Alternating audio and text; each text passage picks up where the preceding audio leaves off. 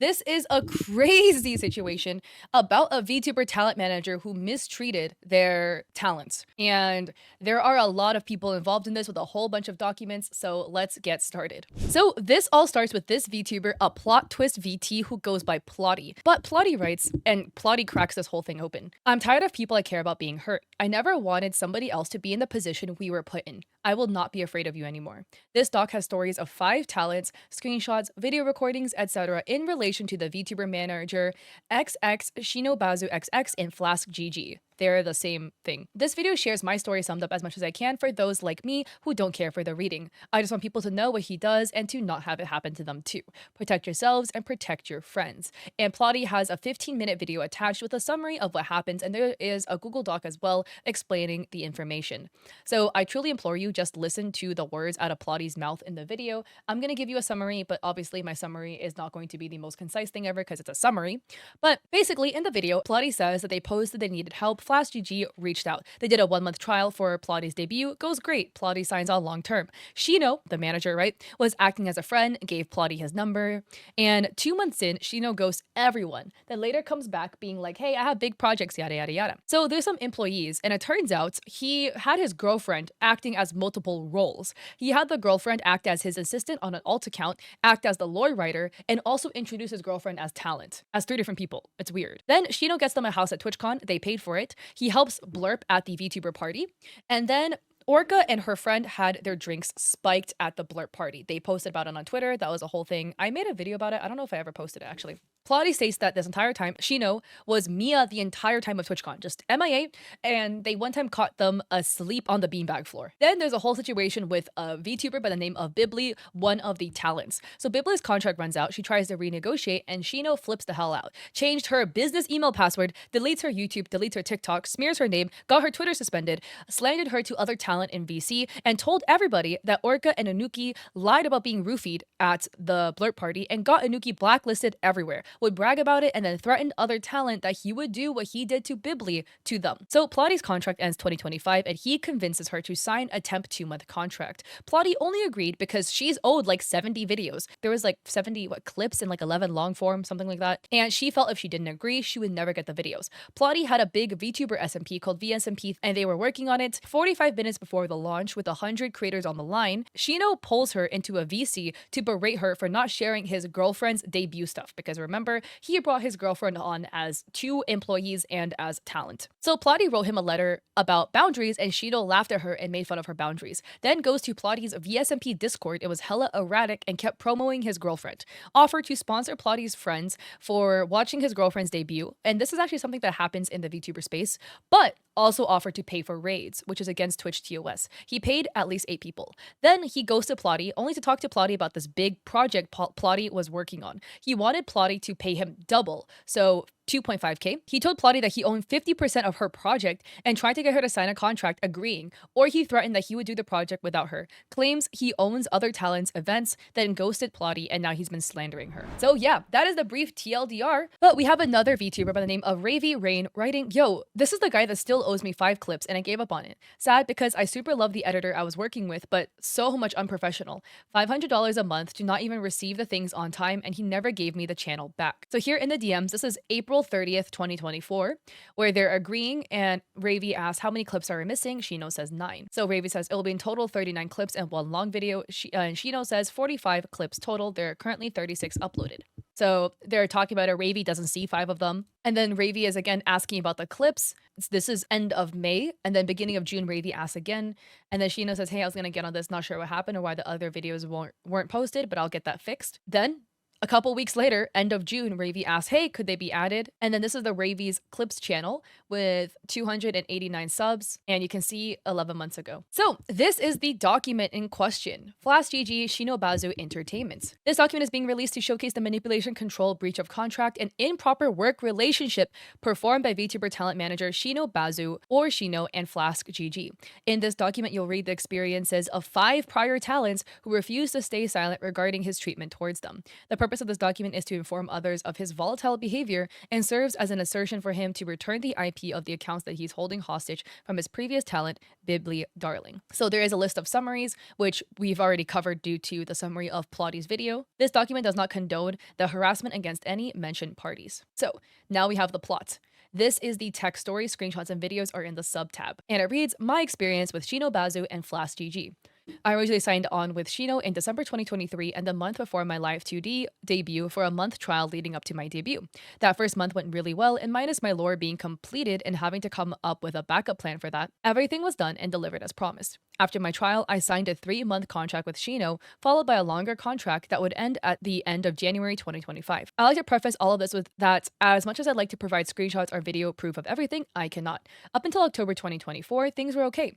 There were just long periods of time which were not getting help or what we were contracted for, meetings missed completely or him disappearing, videos and clips not showing up for months at a time, etc. I started recording convos once things started getting extreme. When Bibli left at the end of October and early November, things really escalated. He pulled us into calls to tell us that Bibli had gone crazy, that she was getting blackout drunk nightly and was stealing money from him, that she had done and said horrible things to and about us, the other talents. He informed us that she wouldn't speak to him and that the only thing he knew to do to get her to talk to him was take control of her YouTube account. We should have said something at the time. I didn't, and I'll regret that for a long time. Bibli and I had a falling out at the time, and he used that to his advantage. We've since moved past that and talked, but despite all of that, I should have stood up for her and told him it was wrong, because it was. He took full control of her YouTube, then deleted the account. He still has control over her business email, her NSFW Twitter account, and her TikTok. She had to start over. By the way, that's disgusting. Leveraging your talent's social medias to try to strong arm them into behaving the way you want them to behave is gross. Outside of that, he asked that we not speak to her for our safety and his. I want to add again, this is a classic manipulation tactic where the manipulator tries to isolate you from the other party so you can't verify their story. Going forward, little things started happening. Anytime Bibli was mentioned or anything that could relate to her, little comments would be made about her. For example, Bibli had posted looking for a PA on Twitter, and he brought up in my meeting and joked about her never being able to find a real manager or personal assistant because he had already, quote, let everyone know about her, end quote. He would send screenshots of himself in VCs with groups of managers and tell me how he ran meetings to teach them all and they all look up to him. And essentially that he was hero worshipped and imply that if he told them not to work with somebody, they'd listen to him.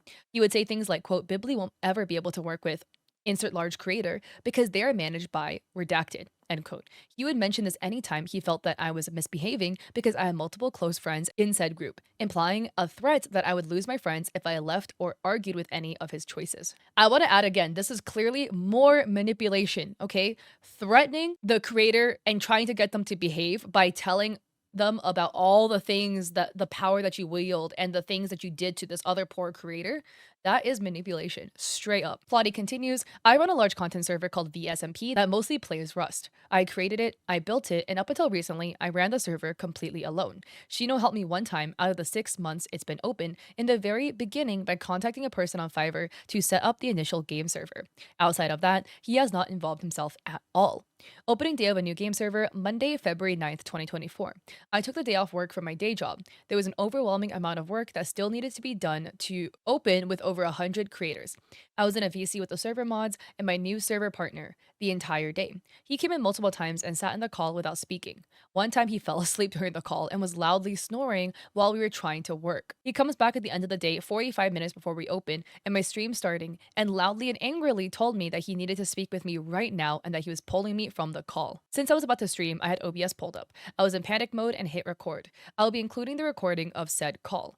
During this call, I was reprimanded multiple times because a couple of hours prior, his romantic partner, whom he tells everyone is his talent, posted her reveal my model Twitter post and I had not retweeted or interacted with it.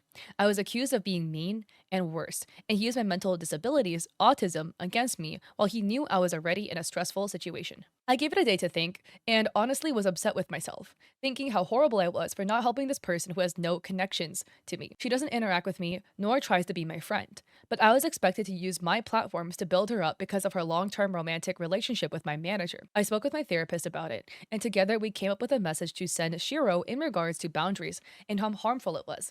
I was met with arguments and gaslighting. There are screenshots of this below. The following day was my scheduled weekly meeting with him. He spent the entirety of my 2-hour meeting plus 1 extra hour continuing to argue with me, telling me that I was a mean girl and more, gaslighting me, etc. I also have the entirety of this call recorded. I won't be including it as he brings up a lot of my personal life.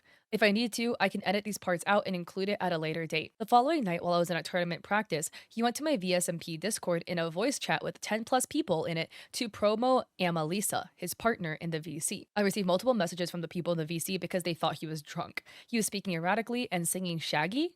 He was very aggressive when I confronted him about it. Since these happenings, I have had limited interactions from Shino. He either doesn't show up to meetings at all or shows up hours later. When we do have meetings during this time, it's to discuss a project that I have been working on since early October that has not been released at this time. Unfortunately, I'm being forced to leak this project in this document because Shino has recently decided he owns 50% of my projects because he feels like, because he worked on them, they belong to him. I have recording of this as well and will be including portions of that call in this document as well. I have been told that if I leave working with him, which at the point of this document release I have, he would take my show that I have poured everything I have into, including over $2,000 worth of assets and an abundance amount of time, effort, and creativity towards, and produce it without me and replace me. During the call, he tells me that I am nothing without him, and the show would be nothing without him. That I would only have a show because of his contacts and the work that he has put into it because I'm just another girl on the internet. He informs me that he has sponsors that I have never seen proof of, that he would take 30% of that money for himself and to pay to get me on the front page, and that I would need to pay collaborators to judge or participate on the show. He tells me all the things he would need the money for, and that I would get a small remaining cut of less than 10% afterwards if he could afford it, but that my reward would be the achievement of having the show. This is wild, by the way. I want to break this down real quick. 1, this is manipulative as fuck. 2, industry standard is 20% to take if somebody brings you a sponsorship, you take the rest. So 30% is already egregious. That is above industry standard. He's not even taking 30%. He's taking more than 30%. He's taking 90 if he's only offering to give her 10% at best. And then threatening to take everything that she's worked for. This is textbook esports manipulation. Happens a fuck ton of the esports creator space where these stupid, sorry, this is gonna sound mean, but where these like people who want to get a foot in the industry, but they haven't, so they try to weasel their way in by latching onto creators and act as managers when they have zero experience. They start doing shit like this. I've seen this so many times, and this guy reeks of it. And stealing IP and ideas, textbook. Reads manager who doesn't know what the fuck they're doing. Plotty continues, there are so many stories of incidents that I could include, but it's honestly difficult to remember them all, and he was so good at keeping things in calls and not in screenshotable form. Another talent was roofied at a party hosted by Flask and Blurp at TwitchCon, along with her friend. He laughed and called her stupid in calls, called her a liar, and openly talked about having the talent's friend blacklisted from future Twitch parties, Blurp-related events, and working with anyone he has connections with because she spoke about it on Twitter. Gross. Not believing the victim and calling them a fucking liar is insane. At a party you hosted, you're only mad because some bad shit happened at your party. Plotty continues, he openly discussed the personal lives of other and previous talents. He would tell me about one of his current, larger talents' daily life constantly, despite me telling him that it was none of my business, including detailing her moving plans, where she was, and where she was going, telling me details about merch drops well before they were dropped and asking me for contacts for products that I specialize in my day job, and detailed information about her money, family, etc. He would tell me about how he would punish her by seizing her accounts like Twitch, Patreon, etc., and withholding her ability to get payouts until she met with him about something. I have no idea how much any of these are true. It could have been something he was using to scare me, but it was said. None of this info I asked for nor wanted, and I've never shared these details with anyone. This is gross. Dude, if you are a manager, the bare minimum is client confidentiality. You are working with Vtubers, okay? The most anonymous creators on the internet. It's already gross to share it if they're a face cam streamer, but for you to straight up dox your VTuber talents to other talents as a flex, you know that he's doing this because he's trying to flex to Plotty that he knows so much about this big creator, that he knows how much money she makes, about her merch, her projects. It's literally done to flex. This is disgusting because it is done as an invasion of privacy to this poor other VTuber. He constantly discusses previous talents. Most of the conversations were to tell us they were not good people, spoiled brats, etc. One specific larger previous talent, however, was a different story. Myself, Guilty, and Bibli were at one point pulled into an emergency call after WeebCon 2024. We were told that this talent was on a smear campaign against Shino and Flask, that they were accusing him of stealing from them and manipulating them. He went on to discuss their taxes in detail and a large amount of information regarding their mental and physical health, lifestyle, lifestyle, sexuality, the process of obtaining their health insurance, and the difficulties of it and why, etc. We were told we were not allowed to interact with them in any form. We were asked to ban them in our chats and not interact with their social media in any form. Though I will say anytime we did literally anything, he referred to examples of this talent and the talent from the previous paragraph for us to base things off, so that's wild. That is manipulative. Isolating the people close to you from the affected party so that they can't go to the affected party to verify the side of the story is manipulation. That is isolation. Plotty continues, there's constant use of AI and ChatGPT for everything he does. His partner Amelisa was added to all group chats and our personal business discords under an alternate account. We were told she was an assistant that just came and grabbed notes for him. We found out months later after questioning how she knew about so many of our projects that were not public knowledge and was doing exact copies of things we had planned before we could do them. I lost multiple sponsorship opportunities due to him. One time he accidentally told a one-shot representative I was annoying in the group chat with them between the three of us. He says it was because he was using speech to text and didn't notice. I never heard from them again. I asked him to reach out to Aura Culture for a merch drop and he told me he would. Later, I would ask about it because he told me he had meetings scheduled previously, and he told me he never reached out to them because I wasn't big enough to work with Aura Culture and to drop it. I've been reached out to by Advanced GG and GamerSubs, and he wouldn't allow me to respond because he was working on a better deal for me, etc. This area could go on for a while, but I'll leave it at a couple of examples. Some of these are in the screenshots below. That is gross. Again, this is active sabotage. It sounds like this bro is just trying to lift up his girlfriend and his girlfriend is his #1 priority, and he's just using all of these people to make money off of them, do the bare minimum, and mooch ideas off for his girlfriend. He's literally actively not doing his job. If you're a manager, the bare minimum is you respond to the fucking emails. By the way, classic esports bullshit. They'll keep telling you they have projects, they have plans for you, and you see none of it because you know why? It was never true. You know what the worst part of it too? This is my tinfoil hat conspiracy theory because I know this happens to creators. I've had friends it happens to. I don't know if it's true. I worked in esports, guys, so this is why I'm familiar with this type of shit. But I don't know if this is true because this is my tinfoil hat conspiracy theory.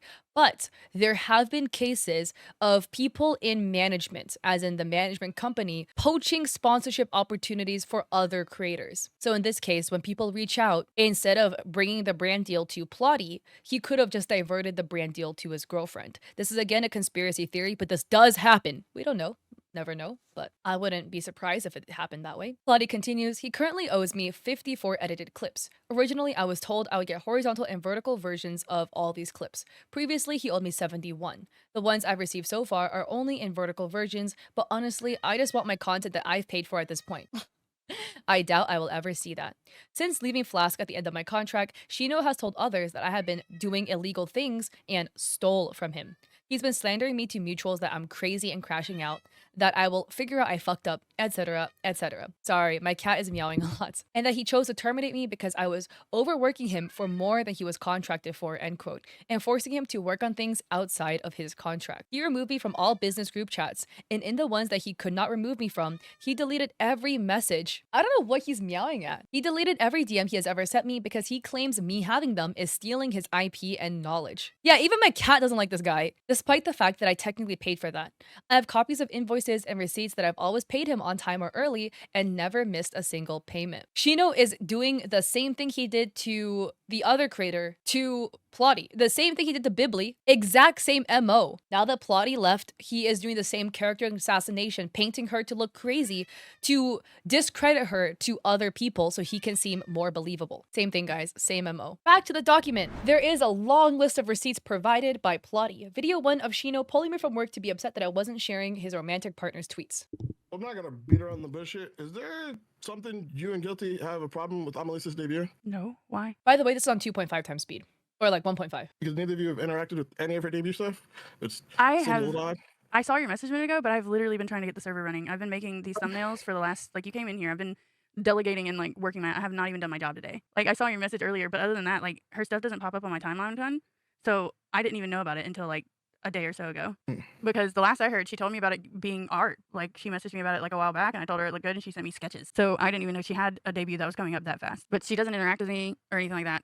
She stopped So interacting with you guys because she said every time she did, it seemed like you guys were ignoring her. And this is for you and Guilty. And to be fair, I haven't noticed any of you guys interacting with any of her stuff, but I've made a conscious effort to making sure that she was interacting first and not necessarily asking for anything, but just actually there. And I know that she has been. So although I do know you guys have been busy, it does seem somewhat targeted. And at this point, I feel like I felt the need to address it. I've literally seen you guys interacting with multiple other people's debuts, and just it seems whether it's intentional or not, it comes across as if you, Orca, and Guilty are ignoring hers. Do I have to explain how fucking weird it is for a VTuber's manager to pull her into a private voice call to berate her? Because look at how he's coming at her. Literally straight out of left field.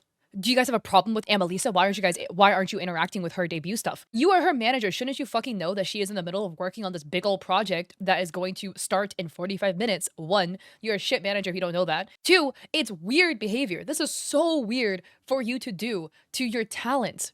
You know, like a little, maybe like a little bump. Like, hey, by the way, you know, and typically I would imagine it would be maybe something like you have a Discord server with all of your talents in it, and you would have an announcement channel with a little announcement like, hey, by the way, one of our talents is debuting, then make sure to like and support. But to individually single out your talent to do this, and then you find out that Amelisa is his girlfriend. Wow, what fucking bias is this? This is so weird. Which, okay. if that is your case and you're actually doing, that's okay.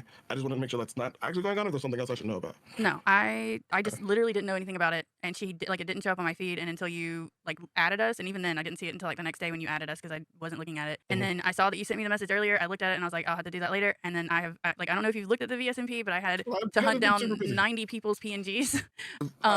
I've noticed, and I've made the comment myself to her that you guys are probably just super busy. So, like beyond like today, especially beyond busy. You know me, I'm very direct with things. If I felt like it was becoming an issue, I wanted to make sure I just nip it in the bud earlier. It's just weird, bro. That's just weird behavior from a manager to do. No context, in my opinion, makes that okay.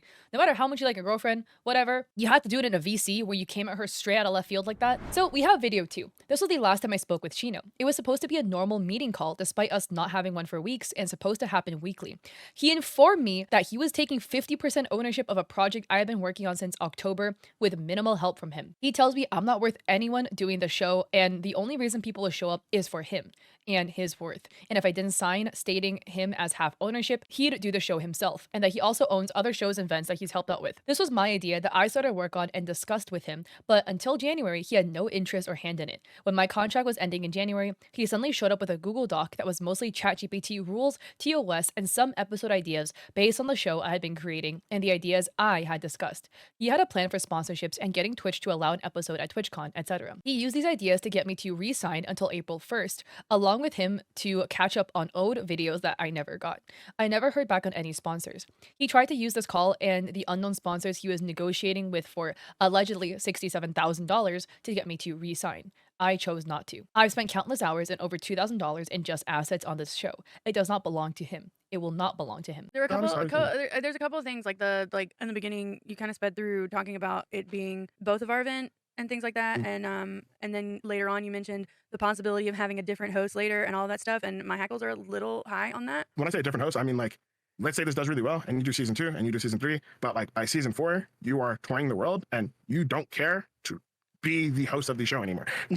Like 5 years from now you might be like touring or like more collab or something like that. That's what I'm saying. At some point in time, you may not want to be the host. That's why I said, like, you're currently host, and me and you in that scenario would be co-creators. You'd still be considered the creator of the show, but you may not be the host of that season. If for whatever reason it's just not something you want to do, you want to be able to step away from it, but you would still be recognized as a creator of the show in that scenario. And in that scenario, you would still be able to like, hey, I'm still coming back for season like the grand finale. Like I'm still always going to be a part of the grand finale.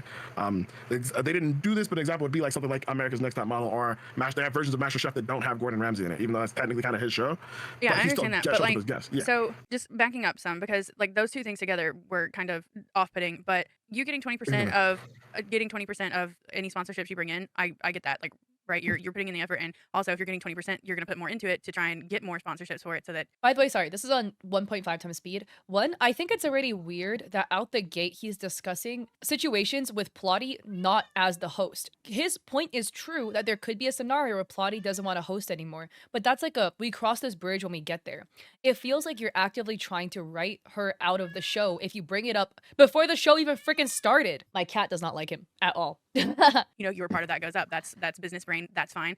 But if we're doing this and then I'm just getting 1,000 a month after I'm like, once you get the sponsorships, like I'm not cutting out after I get the sponsorship, to be fair. The reason why I'd be getting that percentage of sponsorship is, one, I'm in charge of getting the sponsorship and getting more money, but like, and I guess this is kind of more from my perspective, because I'm selling this as an event. For me, this is me selling this as an event, not even really selling like the creators or like selling like the size of the audience. It's like, hey, this is going to be a major event. I have a host for it. I have this for it. I have this for it. And I'm not abandoning it. I guess that's not really, I guess I don't. If I've been working the whole month. I understand that, but I have also been working really hard on it too. But like, just deciding that you were co-owner of it is. So I will be. We can have a conversation about that. Yeah, that's what I'm trying to do. All right. So from my perspective, three things. One, you did. From my perspective, starts talking about how he's gonna take 50% of the show. Wild. Say that you want to do a singing competition, correct? That was something you've wanted to do for a while. Yes. You tried a couple of them, didn't like how they were done. That's totally fair. I have seen a couple singing competitions, haven't been too impressed with them. They've even been a part, like in terms of like just being on the editing team for a couple of them. Haven't been like, too impressed with how they were ran, and thought a lot about basically your experience and my experience, what I did differently. The original doc and the original idea for this, I sat for an entire day and fleshed out the entire ideas of everything of what I would do to make a dope singing competition. I sent it to you. You obviously went back and added a bunch of ideas of what you thought it would be, what you would like to add, what you would cut, what you would change. For example, when the first idea I had, I think that should do 3. You felt like 3 was too much, there'd be 2. But from the initial idea process, this has been a back and forth between both of us from jump just to getting it to here. Do you own Orca's DVD tournament that you helped with? Do I own Dorca's DVD tournament? Orca's. So let me be clear. You mean Orca's tournament? If Orca wants to do a tournament, she can do a tournament. However, I can and will probably still do my own Survivor Rush on my own. That's not what I'm saying. I'm just saying, like, this guy is a bumbling idiot. He also follows me on Twitter, which, like, dude, please, why? Shouldn't I have taught you more than this? As somebody who worked in esports, as somebody who is talent as a creator, and as somebody who has management, I have 2 management actually, which is actually might be a little confusing to some people. I have 2. I have a talent agency and a management agency. That's not how this works. The fuck? You making a Google Doc for her is your job as the manager. I have a manager. You know what my manager does for me? I have Creator Royale coming up, okay? It's a creator competition. It's gonna probably start in the end of May. We're fleshing it out right now. They're helping me plan it. They're helping me with like the prep for it. They're finding me graphic designers and other things that I need for my show. They don't own shit. That is literally their job to do it. They're gonna help me make like the application forms. That is their job as my manager. Their job is to make my life easy and to make things that I want to do happen so I can create. You writing a stupid Google Doc took you a day. Good job. That is literally your job. Whatever Plotty pays you to be your manager, that's your job. You get 0 ownership of this idea. Your job was to help make it happen. You don't own shit. And I think bro forgets that they're 2 exclusive and separate things. As in, you helping ideate does not mean you own the idea. You writing a Google Doc doesn't mean you own the idea. You're doing your job as the manager. I don't own, so like, I guess my point is in this scenario, when I'm crediting everybody, I'm gonna say, you created it, I created it as co-creators. If we split off later and like, you decide, hey, I still wanna do V-Singer on my own, you're a creator, I'm fine with you doing it on your own. If I decide later that I wanna do it on my own and we're not talking, I'll do my own thing. But I'm not giving full rights of everything that I put onto this. And again, I don't like how he is already planning for Plotty to not be a part of this. It's like, this is his intention from the jump. He's trying to take it over. That's why he's planning on ways to like get Plotty out. And just be like, oh yeah, I'm never touching this again. Maybe he follows Even though I put a bunch of time and effort into it, and I'll also be direct. If I'm able to get to $100,000, a majority of the people I'm going to be getting money from would be investing or putting in the money because they believe in like me putting on events, because of the events I put on in the past, not necessarily because of any single creator that's involved. Especially because not like if it was Iron Mouse pitching something like this, she could probably put $100,000 up herself, if not probably get $100,000 easily doing it. Same thing with like Ludwig or someone else. That was kind of like the big thing with I think what they had like off brand. It's like if you have a big creator's name attached to it, it's a lot easier to get sponsorships for a lot of these things. We don't have any really big creators. We may have Iron Mouse as a guest, and so if I'm even able to do this, it'll be more based off the fact there's been people who've worked with me on $100,000 events who trust that this will be a big event. One, are you actually gonna get Iron Mouse as an event? Too many fucking people in esports lie. Like, do you know Iron Mouse? Are y'all besties like that? Are you just throwing names out there that you have 0 connections with to try to like manipulate your talent into staying with you? Because if you start lying and saying you have connections to Iron Mouse, of course people would want to stay connected with you because they want to get that in with Iron Mouse. This is a manipulation tactic again. This bro is straight bullshitting. Look, the way I tell you guys in the content space and the esports space, don't believe shit unless they show you something to believe, right? Unless you show me a picture of you with like, Iron Mouse and a little iPad, I'm not gonna believe you know her. Point blank period, okay? Does Iron Mouse follow you on Twitter? She probably doesn't know you exist, okay? So the name dropping of big creators is weird. I hate the way he talks. I try to be as unbiased as possible. This guy's gonna make me crash out. And I think it's because I already covered the Ross Draw situation, so I'm already teetering on like emotional instability after this. Yeah, well, the only reason you get sponsorship is because of me.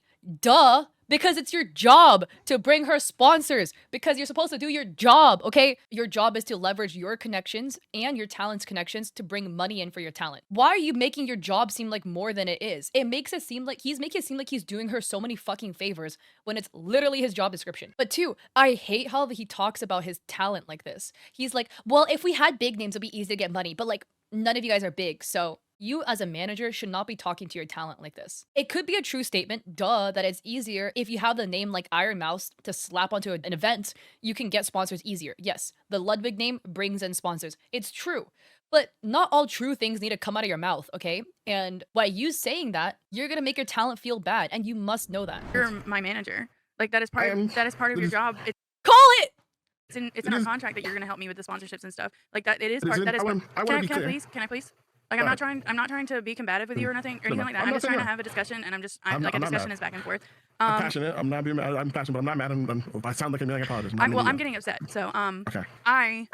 Like as my manager, it is literally in our contract that you're supposed to help me with sponsorships and sponsorships for events and things like this, right? You did come up with a doc. I completely redid it. I said I like what you came up with, but I completely redid it. You had a down on your Oshi, anime opening, the wild card, the prize pool itself. Like we both had input. Like I'm not arguing that, but part of your job as my manager is to have back and forth and help me with those things, just like you've helped others with their events that you've worked with. You're saying that you've decided that we co-own it, and that if something at some point we aren't working together anymore, you can take this branded event and go and do it again yourself if you want to, or I could, or both of us could, which I don't agree with. And then you're also saying that at some point either one of us could decide that we want a different host for it. Whenever you're saying that I could decide that, it also insinuates that you could decide that. And this is something that should have been discussed. I'm in a position where I don't feel like I have the ability to tell you no on anything. Plotty speaking straight truth. Love it. I love Plotty's backbone. And again, I feel like you see this all the time in the creator space, esports space, in the SW space. Do you know how many times I've seen stupid little managers claim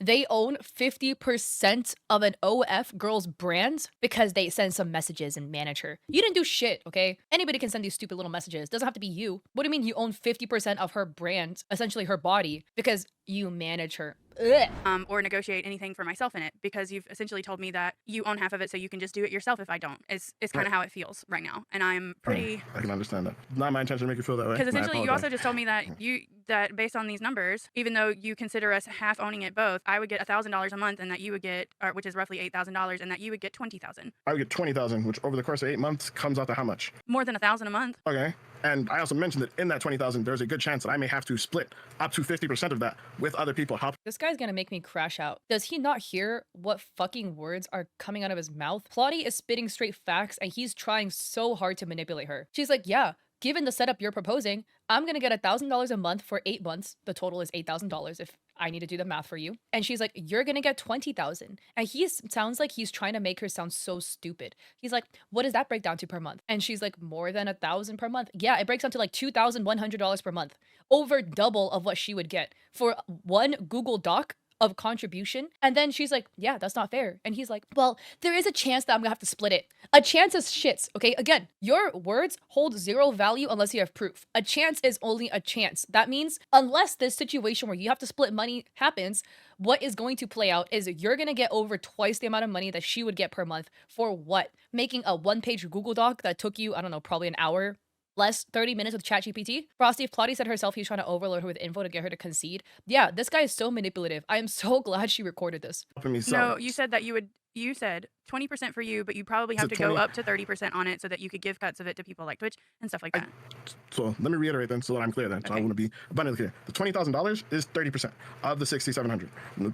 Just so that's clear. Oh, just so it's clear, he's taking more money. Cool. Did this guy fail math? He's trying to manipulate, but he sounds stupid. I'm gonna don't listen to me. But if you're gonna manipulate somebody into letting you take a lot of money, don't make it sound like you're taking an even bigger percentage than you already were gonna take, okay, guys? I'm being very sarcastic. Don't do that. It's generally industry standard to do 20%. Some people do higher, some people do lower, but why do you get to do higher, by the way? Just curious. That's generally what they would take. People usually would do 10% if it's a high 6 or 7 figure deal, because 10% is usually more than enough to cover that. But if it's lower than that, usually they'll do 20. My reasoning for doing 30 is that if I'm even able to do this, I'm not even positive I'd be able to get to 100 grand, but I'm still going to weigh what options are. I would likely have to work with some other people on some of the sponsors. And if that's the case, likely I would have to offer them at least 10% of the deal that they bring to me. So if they bring me a deal for... Yeah, this is clearly the manipulation tactic of he spews so much fucking nonsense that hopefully Plotty like doesn't read between the lines. Lols. What type of bullshit are you spewing right now? Industry standards like 20%. If it's like a bigger deal, maybe it's 10%. But like, you know, it'll be 30%, but there's a chance. And don't listen after they say there's a chance, because that's BS. That means they're making up hypothetical scenarios to try to get away with their stupid behavior, when the hypothetical scenario likely will not even happen because it's hypothetical and they're going to walk away 30%. Okay. But what do you mean you're going to have to give them 10%? This, that, the third. You failed math, my guy, because your numbers are not adding up at all. What do you mean you have to give other people 10%? You shouldn't even be taking 20 in the first place, like, not gonna lie, because you are not a manager that does the sponsors. You are an overall manager. So like, what I mean by this is I'm signed to a management team and a talent agency, okay? If you are a talent agency, your job is to bring talent sponsors. That is your only job. Basically, you might handle a little bit of help here or there, but your 95% of your job is just bringing sponsorships. Yes, you will take 20%. If you are a manager, you get a monthly salary. You don't get the extra 20% on top of your monthly salary, from my experience, because you're already salaried. The talent agency does not get paid unless they bring you deals. So therefore, it makes sense that they would take 20% of the deal because they need to make money somehow. But if you're a manager, you get paid a salary from the talent. Bringing deals is part of your salary. So this isn't even industry standard, because his role as a manager is different. $10,000 or $25,000 or $100,000 or whatever it is, they bring me a deal, I'd have to give them 10%. There's still 70% going to the thing, but instead of getting the full 30% that I would get there, I would be getting 20% for that. And then the other side of it, and want to be clear, not Matt, but just starting, I'm getting at $20,000, just so we're clear, at $20,000, hold on, 2,100, divide that by 8. Yeah, that's 2.16, right? At max, and if we're at the floor, $2,500 a month. You'd be getting $1,000 a month. They'd be getting $2,500 a month. Mind you, that $1,000 a month is if we don't save money anywhere else. Like I said, we may not. What kind of fucking math are you doing again? Spend less, and like if there's more money left over, we can increase the amount. However, the other side of this is, even though we'd be coding this event, the idea, at least from my perspective. Look at the way he snuck it in right there. Look at how he snuck it in. But because we're co-owning the event and he talks really quickly to go over it, and I know this is at 1.5 times speed, but he just said it as a fact. Because we co-own the event. Plotty was telling you that you guys don't co-own it. For this event and for the foreseeable future and future events would be on your channel. So just like with me and the rest of them, you are still also getting exposure and then also getting front page. We're not streaming on my channel. We're not streaming on my socials. The account will have its own socials to like promote the event, but like it's still going to be on your channel. The people are still going to be following you. You are still going to be the focal point outside of the talents on this event. So you are still getting something out of it. What do you mean you're still getting something out of it? Asinine, bro. Asinine. Like, he is a gymnast with how many hurdles he's jumping through to convince her why it makes sense that she, as the brain, the talent, the host, the creator of this event, would get less than him. Crazy. The goal of me bringing up another host was not, I'm going to run off to find someone else to host this and get rid of you or whatever. I only brought that up in the sense of there may come a time in which you no longer want to do this. And for me, I'm looking at it as an idea of like, this is a cool event that can be pulled into like a thing like American Idol, like whatever, that lives on beyond you having to host it, but you still getting paid for it, you still getting a benefit for it. Does that make sense? That's why. So it wasn't just, I want to have someone replace you. That was not my mindset. My mindset is, that was your mindset, because why the fuck did you bring it up? He's talking as if her only payment is exposure. He's like, it would be different if it was on FlaskGG's channels. So if it was on FlaskGG's channels, does it mean that she would get 20K and that you would get 1K per month then? Would that be what you're proposing? Because then you're getting paid with exposure, right? If after the second season, you just don't want to spend your energy on this anymore, doesn't necessarily mean we have to kill it. We could have someone else host it. It's still be on your channel during that time frame where someone else is hosting it, and then just you come in as a guest host at the end. Again, why is so much of this call spent on discussing how to cut her out and then defending, oh, it's not because I was talking about cutting her out, but it's still talking about removing her as a host. Why is so much of this call spent on this? You finding a replacement for you. However, I did want to make it very clear that like, and with us, whether it's Orca's Survivor Rush, Orca was the host of Survivor Rush. I came up with the event, the idea, the rules. It's something I've had from years before I met Orca. It's based off of Fortnite's Friday Night Frags. It was just a DVD variation of it.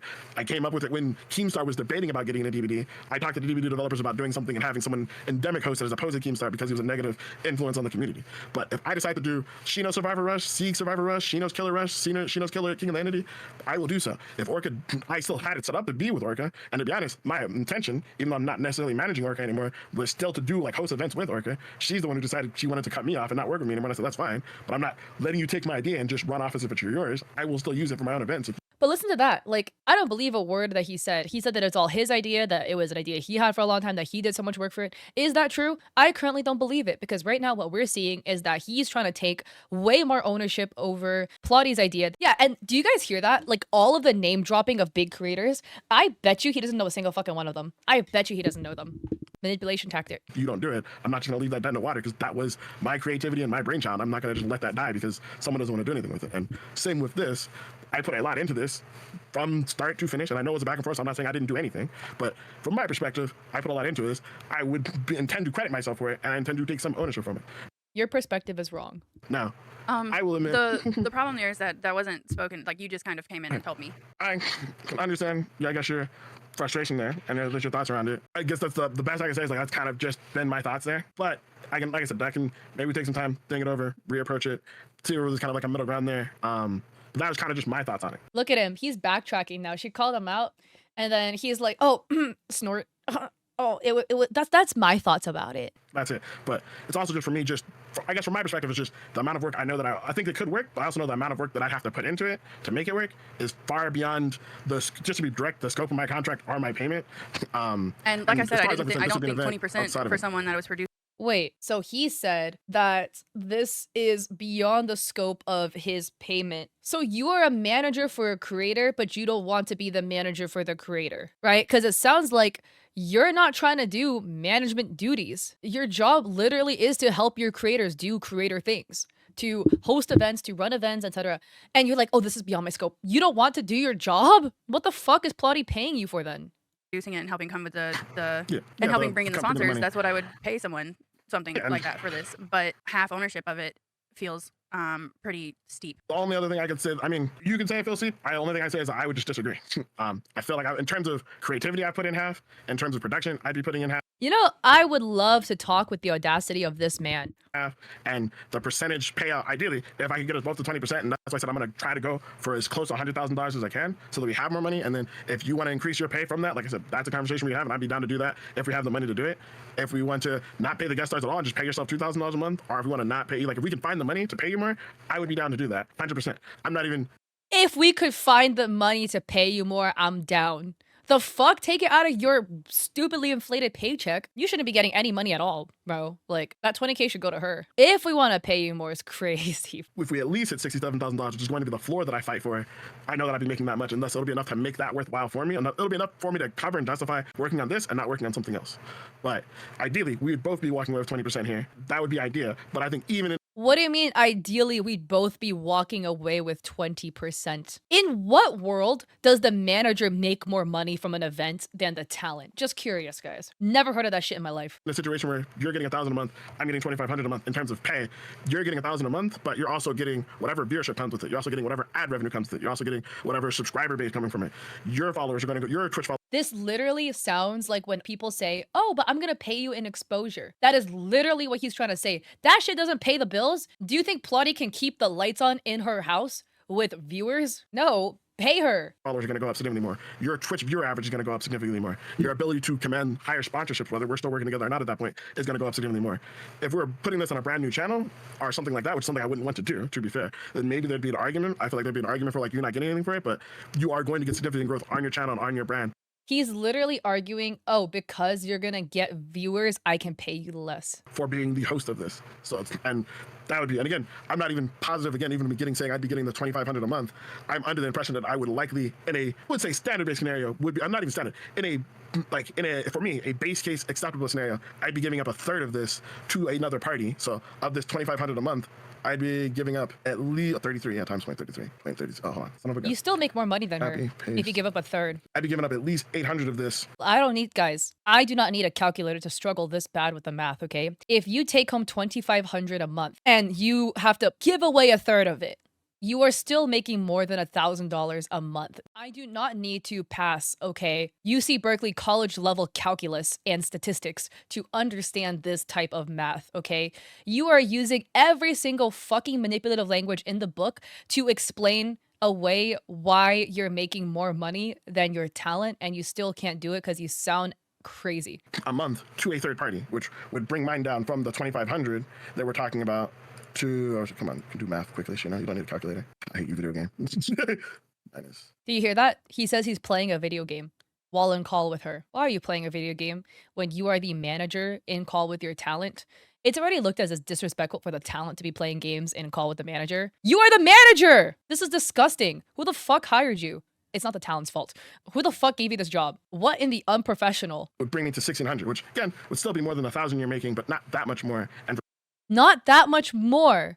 Huh? You're gonna make an extra $4,200 on top of your talent. You are trying so hard. How do you have the audacity to say this? These words are coming out of your mouth, and how has God not struck you down yet for this? Because straight up, how can you say all this bullshit and be okay with it? How can you know that you are ripping the hell off your talent and go to sleep at night knowing that this is what you did, and you'd be like, yep, I'm good. If you heard any weird sounds, by the way, unless it's a cat meowing, he's got like games going on and stuff. For someone who's just doing work in the background and helping get the sponsors to begin with. And for my side, I'm going to be working getting sponsors, working negotiating the deals. We're going to have editors for it. So me and you both are going to be working on the editors for it. My thought process also, as I said, my thought would be, oh, me and you are going to be working on the editors for it. Isn't that also your job that she also has to do, apparently? Having YouTube, a Reddit, a Twitter, a TikTok, on Instagram. My thought is going to be making sure I'm managing those socials since I have those skills already and making sure there's a post setup going up daily for each one of those. Or at the very least, putting the money aside to pay someone to do that. So from that being that side of things, I'm not doing nothing and I'm doing a lot of work and need extra money to be able to pay for those things being taken care of, if need be. But yeah, for an event like this, I think it could be a bigger event. It's bigger than just, this would be bigger than just a Carmenize. Because of all the other people would be involved and all the other things that I would have to do, I would want equal ownership if I were to move forward with it. No. I would want 50% ownership if I were to move forward with it. You are the manager. It is your job to help. Why the fuck is she paying you a salary? Sorry, I'm cussing a lot more than I normally do. Probably because I'm at the end of my wit's end right now because I've already covered so much bullshit today. But literally, you are insane. If you, and honestly, ideally, if we were to move forward with this, I'd want to sign a contract separate from our management contract. However, if you would like to move forward from this point without me, that's totally fine. I'm totally fine with you going forward and doing your thing there. I'm not going to be like, oh, you can't use it because both of ours are blah, blah, blah, blah, blah. You want to. Listen to the way he's talking. This is very manipulative. He's like, if you want to move forward with it, that's fine because we have dual ownership over it. He is already talking as if it's a fact, and Plotty never agreed. That is what manipulators do. They keep talking about it as if it's true, and over time, they'll slowly try to brainwash you into thinking it's true. It's literally gaslighting, because it's like, oh wait, like did I agree? I guess I maybe did. The fuck? I'm going to be a part of it. That would be what I want. In this scenario, I'm going to be on getting like $100,000. I'm also going to be credited as a creator or something. I'm not building another $1 million thing and then just like saying it belongs to somebody else and not for the price I've been paid or what I've been paid so far for this thing. I'm treating this, as far as I'm concerned, as its own separate entity because this is beyond just using your channel. This is beyond just using your influence. This is me, in my opinion, reaching out to literally every other contact I know to try to make this pull together. Yeah.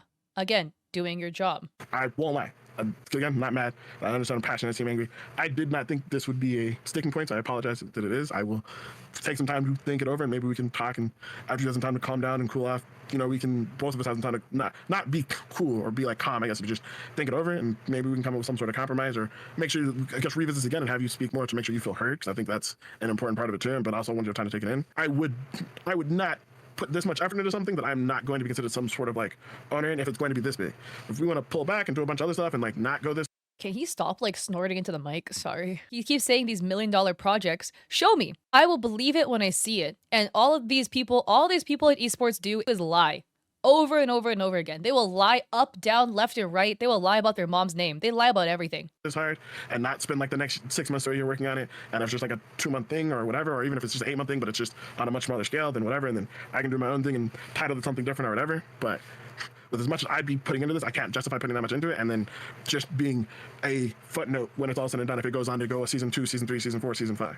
All right, I'm going to lose it with the amount he's like snorting into the mic. I'm going to need some time to process and come up with my thoughts because right now, just having more stuff thrown at me is not going to help, and I'm getting more upset, and that's not going to help me get my thoughts across right now, and that's where I'm at right now. All right, back to the doc, guys, because that was a doozy to listen to. Here, Shino not showing up to meetings. So Shino is asking, bro, I didn't hear from you. Were we going to have this meeting? Shino says, that was my fault. I overslept. And another time, the day later, oh, Redacted went to the hospital. Let's reschedule. And then, hey, like, here's some stuff we need to work on. This is what Plotty says. Oh, by the way, I thought you wanted to chat during that time. I was already there. And then Shino was like, oh, I was shooting for around now for us to talk. But, if you're busy, then we can talk later. And then Plotty is like, dude, I have to practice with my team. These are the only times I'm available. When you asked if we could meet today, I assumed that you meant we would meet during the time slot for the heirs meeting. And in the future, please tell me when you're not able to make stuff. And then Shino says, sorry, I'll work on that a bit more. I'm a bit busy. And to be clear, I said later referring to after the meeting, not during the same time. And then Plotty is again talking about, hey, about the meeting, I didn't get the invite. Then Shino's talking something about thumbnails, etc. And then Plotty has to remind him again about the meeting. Look at when he sends this. He sends this at 11:40, and then Plotty bumps it at 12:08. Okay, meeting, because it's been 30 minutes and you haven't responded, and then about the meeting, and then Shino says, soon. I was about to write that. Please don't get pushy. I was looking at my board and making sure something works for both. And Plotty says, what?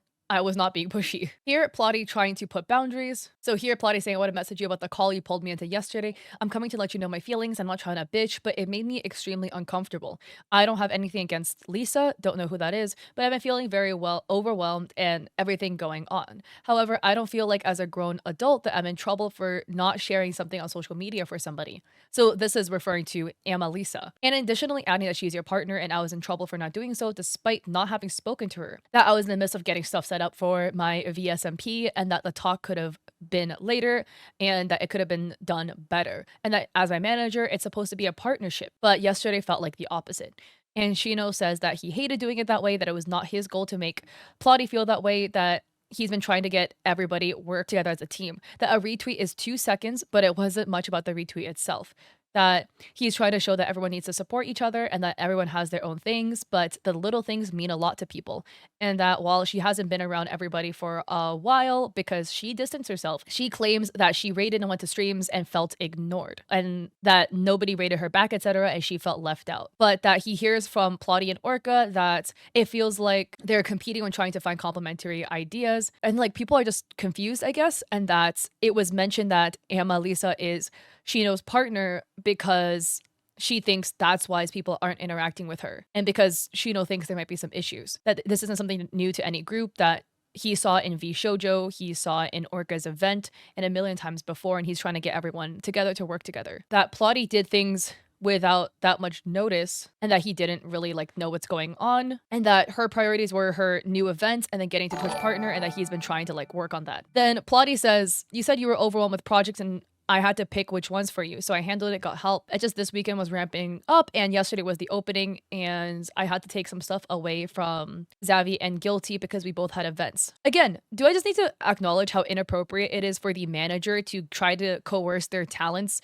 to favor his girlfriend? This to me is just crazy. Plotty adds not receiving final copies of contracts. So here, Plotty is asking for a contract, and then Shino says, oh, I'll send it over, I don't know where it went, and then asking to send the invoices. Plotty adds, I paid an additional $500 each month for 4 full-length edited videos, between 10 to 12 minutes, and 15 clips, between 1 to 3 minutes, for 9 months starting in May 2024. When my contract re-signing came up on February 1st, I requested to not pay that amount because I was still owed 13 videos and 71 clips, because there were months when nothing was done. He agreed to do a 2-month contract without it to allow time to catch up and provide the videos that were behind. But when he sent the contract, it only removed the YouTube wording completely. I had to ask multiple times via call and the following messages to have it added to the contract before I would re-sign. So here Plotty is saying, hey, the YouTube video stuff is missing and it's not in the contract. I'm still missing a lot of videos that I paid good money for. I paid $4,500 for 36 full-length videos and 135 fully edited clips. Looking back, I received 23 full-length videos and 64 edited clips,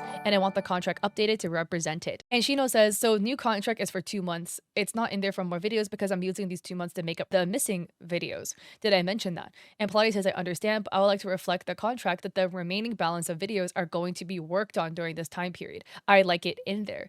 And Shino says, that's fine. I want it to be clear. These will not be extra videos, only finishing the videos owed. Clear? And Plotty says, I know that, that's what I'm saying. And yeah, I completely agree. Contracts are legally binding and you want to make sure you get everything in writing in contract. So yes, Plotty is completely correct in trying to get him to put it in words in there. Promoting his partner in my VSMP collab server. So these are the DMs. Plotty is asserting her boundaries, stating that she doesn't want anything to do with Lisa because of Shino promoting her without Plotty's knowledge in the VSMP, and that Plotty would not be promoting her on their socials and list out the socials, and that asks for their boundaries to be respected and that they want to focus on themselves and not let life overwhelm them. And Shino says, I have no idea what you mean about promotion. I haven't done any of that. And Plotty says, you did not promote her in a VC in my Rust server tonight? And Shino says, brutal, my friend asked me what I was working on, so yeah, I sent it to him, and somebody asked what we're talking about, so I sent it to them in DMs. Plotty said, I received a DM from somebody in the Rust server that asked if you're drinking because you were slurring words and talking about a debut for a client and sending it to people. Oh my god, but this is crazy though. Plotting says, I'm not upset, I'm reinstating my boundaries. I wasn't gonna ask about it, but I want my boundaries to be respected. And Shino is like, giga defense mode. He's like, my friend asked a question, I'm gonna answer it. That's all that happened there. I didn't go in there and tell everybody to watch her debut. I just answered the question. And then Plotty said, okay, that my boundary shouldn't be an issue. Shino says, never have been. Plotty says, thank you. This is crazy. Look at what Shino sends in DMs. Side note, bolds. I'm trying very hard to focus on myself right now and not let life overwhelm me and feeling like I'm fighting an uphill battle alone. I do not need the additional stressor of somebody else's inner battles, end quote. So this is a message that Plotty sent as part of setting boundaries, right? And then Shino was like blowing her off, being like, this is confusing. Life comes at us fast, but not the fighting alone. You raised $10,000 over 3 months with your community to pay for a life-changing surgery. You've grown your stream 33% this year. You made tons of new friends. All that being said, you're doing a lot more. And then he says, you have to give yourself time to adjust to the new things. And I would say pace yourself. That's weird. Talk about not listening. Telling him as professionally as possible my feelings and my burnouts and the need for help. So here, Plotty, this is January, the beginning of 2025, like day 2, January 2nd. Plotty writes, I'm very tired lately and it felt like you don't have enough time for all of us. There's been some disconnect. I took a week away because I felt like it was very needed for me, but I've done a lot of thinking and I want to see some changes. The parties and conventions are great and I'm glad you're excited about them, but they won't help me reach my goals or hit partner. I don't like the feeling of competition between the other girls that are sometimes fostered. I'm very uncomfortable with the situation I've been put in regarding Orca and Misfortune. My meetings feel rushed, like they aren't a priority, and we spend a better chunk of them talking about overall ideas that aren't really something that affects me directly or helps me directly. Things that I have asked for help with are forgotten. I'm struggling right now and I really would like it if we could figure something out. And then Shino says, do you have time to talk? Plotty says, yeah. They're kind of talking back and forth about like clips and stuff like that. I think it's interesting because Shino says, oh, you know, a lot of them, I don't like them as clips. A lot of them are rehash clips with Kenny views. If you guys don't know about Eclipse, it is a tool where it can like auto-generate clips for you. It can generate like 10 at a time. So like if you owe her 70 videos and all you did was doing like Eclipse clips for her, you're like barely doing anything in my opinion. But it's something, I guess. But it's not like as much work as Shino, I feel like, is making it sound like, basically. So then they're talking about a meeting, and then here Plotty asks about aura culture, and then Shino says, oh, you know, I haven't reached out yet. I read over their current back and forth, but I haven't had a chance to talk about drops yet. And then Plotty is talking about a merch drop they're working on that they want to do with aura culture. And then here, this is what Plotty said, but Shino says, I'm not 100% sure they'll be willing to work with you given your current size, but 100% between you and me, I've seen how they had convos about their merch with Redacted and comparing that to the convo they've had about their merch with another person. The guy running is very particular about who he does merch with and is very much more of, I want to do merch with this person. So kind of saying that Plotty is not big enough. Here is the one-shot sponsorship opportunity where Plotty accuses Shino of calling them annoying in chat, and Shino says, my voice to text messed up, I'm guessing. And here it says, for the most part, I'm sure she's just, and he changed it to wondering, but it said allegedly annoying. And then Plotty writes, Shino created a group chat with all of his current talents at the time. Myself, Guilty, Orca, Bibli, and Amalisa. He said he wanted to make intro videos similar to a style that V Shoujo had made in the past, and he wanted us to choose 3 words to describe ourselves. I do not have this group chat because he removed all of us the next day, but I have screenshots of convos about it. In the group chat, Orca and Guilty both chose the word mommy. He told Orca to change hers so it wasn't the same to motherly. I chose words of brat, menace, and goofy at 1:33 p.m. She originally had other words I don't have a record of, but then changed them to goofy, sussy, brat at 5:16. I waited for Shino to respond similarly that one of us needed to change, and he did not. So I replied in group chat that those 2 I had already chosen, and I need to know if I was required to change mine. He said no. It was fine like it was. It bothered me, so I sent him the message below. He then deleted all of it and started removing someone from a bunch of my group chats that he originally told me was his assistant, who I found out later on was Amalisa's alt account. She is also to this day in my business Discord with admin because he refused to give me ownership of said Discord, and despite requesting that she does not have access to my confidential business material. That is wild though. Just sicking your girlfriend in positions of power with other people, crazy. And this is a huge conflict of interest because literally Amalisa is also talent. So why does talent have like manager roles and manager level access that makes her privy to private information that she would have never received as a talent? So here is the thing where again, he was okay with Lisa using Brat. And then here Plotty's basically talking about that to Guilty. And then here Plotty apologizes and Shino says, I'm trying to get you guys to talk about yourselves more, want you guys to get some more space. And then Plotty is again saying how they're uncomfortable because their words are the same as other people's words. And he's like, oh, maybe like they need to redo it again. And here you can see Shino kicked Amalisa. Having my mods come to him for things before me, this specific incident was in relation to VSMP, a server I created without his help and ran completely without his help. He has nothing to do with the server, and outside of to get my attention, he does not interact with the server. So here, this was Dragon, I guess the mod, sending to Shino some VSMP drama. And then Plotty's like, why would Dragon send that to you? And Shino says, he always keeps me in the loop of things going down. I'm your manager. He lets me know if things are happening so I can help in case I miss it. And then here, removing me from group chats regarding my business without notice, then avoiding responding to me when I ask about it. Here, Plotty's like, the lore chat is gone. And then he ignores it. And Plotty's like, I'm not a partner. Did you see my previous message? And Shino says, I did not. I'm in a meeting, but I'll get to that in a bit. Just ignore it again. And then here, Plotty is asking to bump.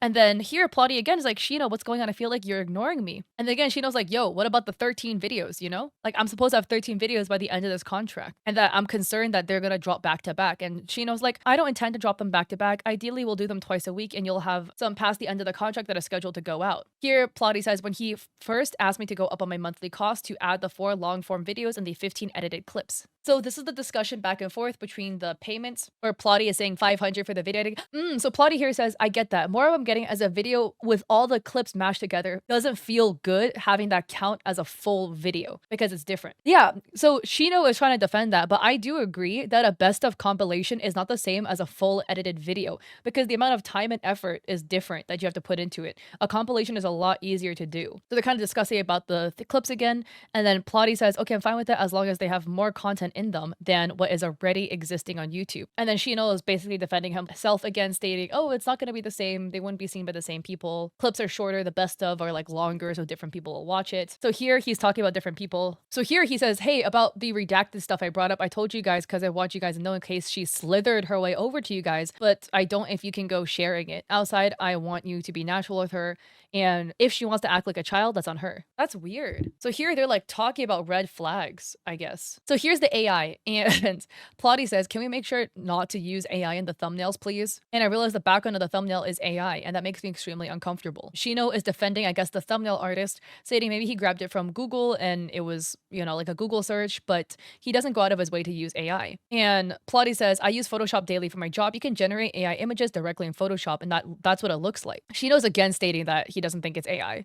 And Plotty is again like, yeah, if somebody says something, I'm gonna get in trouble for using AI, not you guys, even though I didn't even agree to it. And Shino says, oh, I'll talk to him, I guess, but again, once again, still defending the thumbnail artist. And he's like, I don't think it's AI. But yeah, Plotty is like, hey, maybe we should do some more research to figure out what looks like AI and what isn't. And he's like, well, a lot of people like misconstrue things as AI when it's not. Like he actively just does not want to believe his talent, which is crazy. And then, oh, I guess this is the thumbnail or the slide. And he's like, the image in the first slide is AI. And Shino says, are you sure? Oh, the necklace, the microphone with all the artifacts on the microphone, the hair swoop that goes all the way. This is AI. The background is straight AI. Yes, I agree. Damn, Plotty has a good eye for this. Do you see all the artifacts in the microphone? Artifacts in the microphone, dead giveaway. The necklace melting into the collar of the clothing, dead giveaway here. The hair swoosh artifacting in the hair. Yeah. This is also straight AI, this background. And then here Plotty attaches emails that they have sent over to Shino. And we know Plotty had said, you know, they were emailing Shino and Shino was just ghosting the shit out of them. And then here we have Discord between them and Shino. Oh, here you can see Shino deleted all of their messages. Like it looks like Plotty is just having an absolute crazy one-sided convo. Shino takes the call. They're talking. Yeah, Shino deleted all of the messages. That is crazy. By the way, just want to add, ignore the outfit change. This video is going to be really long because there's a lot of documents involved, so the recording will take place over a couple days. Anyways, now we're on to the second part, which is Guilty's section of the document. So Guilty writes, my personal experience with Shino Bazu and FlaskGG. I like to preface all of this by stating that none of the artists or anybody who worked through Shino were in the wrong. They were already in a contract with him prior to our work together. They all have to make a living, and I do not blame them at all. Also, my screenshots are what I could grab, as he deleted a year's worth of messages between us after another talent had left. I signed with Shino December 2023. The first few months seemed to go rather good. Shino was great at giving advice, directing me, and helping me when I had ideas and concepts, giving me tips on how to bring the concepts together. To me, it seemed like this was the right choice, especially because we were friends before all of this. Till it wasn't. He slowly made it clear that he was growing very busy and started to show inconsistency with upholding his end of the contract. I would DM him only to be ignored, although I was to have open communication with him per my contract. His timing for meetings was awful. I would have to contact his partner to call and see if he was awake. On multiple occasions, he would either come hours late, just try to reschedule after leaving me waiting for hours, or would respond days later with excuses. To make it worse, he would make it clear he did not care if he missed a meeting if another client was debuting or a convention was coming up. I expressed that my preferred meeting days were Friday or Saturday, but I was open to mornings on any day as long as I didn't have any family appointments. He would intentionally just ignore some talents, then after the debut or con, would make excuses of how he was just so busy that whole week. He was inconsistent with communicating as well as providing clips. He assured me that he had in-house clip editors, but was constantly training some or hiring new people. Sometimes months would go by and no word. Then he would drop either some great formatted clips or awful ones that made no sense. He would eventually ask me to add 2 editors to both Twitch and YouTube. They would post and it would be either great or once again okay and made no sense. At that point, I went back to scrubbing for myself and looking for an editor who had no problem with Dead by Daylight clips. When asked, he would just blame me that I wasn't entertaining enough, which sucked to hear, but I know I'm not everybody's cup of tea. Or how, quote, not enough clips are made, end quote. I do my best to scrub my own VODs as I can't afford to hire a scrubber. To make it worse, I realized he would turn around and say the same thing for most of his talents. I want to add, my theory as to why some edits probably look good and some don't is probably some of them, like an editor genuinely edited the clip, and then others, he probably used some sort of AI scrubbing software that would like take a VOD and then spit out like X amount of clips. So that's probably why the quality varied so much. Also, second, if you're the manager for your talent, you should be your talent's biggest advocate. What do you mean telling your talent that they aren't funny enough or they aren't entertaining enough? That is gross. You should be uplifting your talents, not putting them down. Now, when everything with TwitchCon happened, I will preface and say I was not there. I had no plans to go to TwitchCon till this year after I debuted. But that didn't stop stuff getting back to me, like his partner talking awful about me, people confirming it, him downplaying it. And to make it worse, when I contacted him after seeing one of his talents post, he downplayed what happened with her and her friend. Now, all the other talent who were there made it clear that he was not always with them like he had told me. When it came to his partner, Amelisa VT, I originally had no issues with her, until she kept talking shit about me and spreading lies. People I didn't even know reached out to me claiming she said that because of me, he took all her money to pay for all of my stuff for my debut. I have a list of everything he had paid for, the majority I did. After that, I pulled away from her and decided to keep it cordial. I just wanted to focus on me, my community, and my debut. He would then downplay every mistake she made, but while working for him under Flask. She was supposed to help write my lore storyboard. I gave her what she needed for my initial ideas. A month and more silence. I asked Shino and he turns it into, you should have contacted her. Mind you, I usually go to him for all of his employees while they work on stuff with me. So I did it myself, expressed that I want nothing to do with her, and moved on. I remember an issue with Plotty and her working on lore before and should have followed my gut instinct to not do it, because sure enough, she did not uphold her end. Shino's clear bias towards his partner and excusing her behavior was never okay. Like, I was made to be the one in the wrong while she is just too timid. Then comes his petty strike. I am not friends with his partner. In the past, yes, but after everything, I did the adult thing and just moved on. He berated me for not sharing her debut stuff, tried to paint me and others as mean girls, although she had done something to everyone under him. I wanted to avoid drama with him and her, as he always tried to scare everybody by saying he can get people blacklisted and ruin them. So I made it clear I was just never gonna say anything and keep my distance. He then told me that was me creating drama, that I was in the wrong. Again, just it is so inappropriate of him to have his partners so integrated into his system. There can be maybe ways where you can like healthily do it, but this guy does not know boundaries. And again, the clear favoritism he's showing towards his partner is affecting all of the other talent. And she's bad at her job. She's not doing the lore. He consistently took credit for stuff other VTubers had already been doing and always made it seem like it was his thing before anyone else's, especially his talents. Stuff they had been working on way before him, and he had no problem trying to smack his name on it with little to no effort or work on his side. I had made it clear to him I did not appreciate him making group chats with artists we were working with and then taking conversations to separate DMs to keep me out of it. I felt as the main client that I too deserved to be part of the convo at hand, but he would make it very clear that he did not feel the same way, going as far to make people feel uncomfortable to work with me due to his behavior or that they couldn't talk with me. I felt awful. but he would always blame them and I would just brush it off because I was unsure of how to move around him in these situations. But his behavior on demanding access to my files has not sat well with me, or how he treated my rig artist. I had even asked him to write a contract so my partner could sign it between them and my rig parent, and instead of doing that, he decided he was going to sign it himself, then demanded he get a copy of my fully rigged model to keep as backup, while also trying to intimidate them. Which I did not feel comfortable with, especially after everything that happened to Bibli Darling. A lot of artists and streamers would later tell me they assumed he was my husband, as he had never corrected anybody since they share a similar username, which in turn made me feel uncomfortable. By the way, demanding the full VTuber model file of your VTuber talents?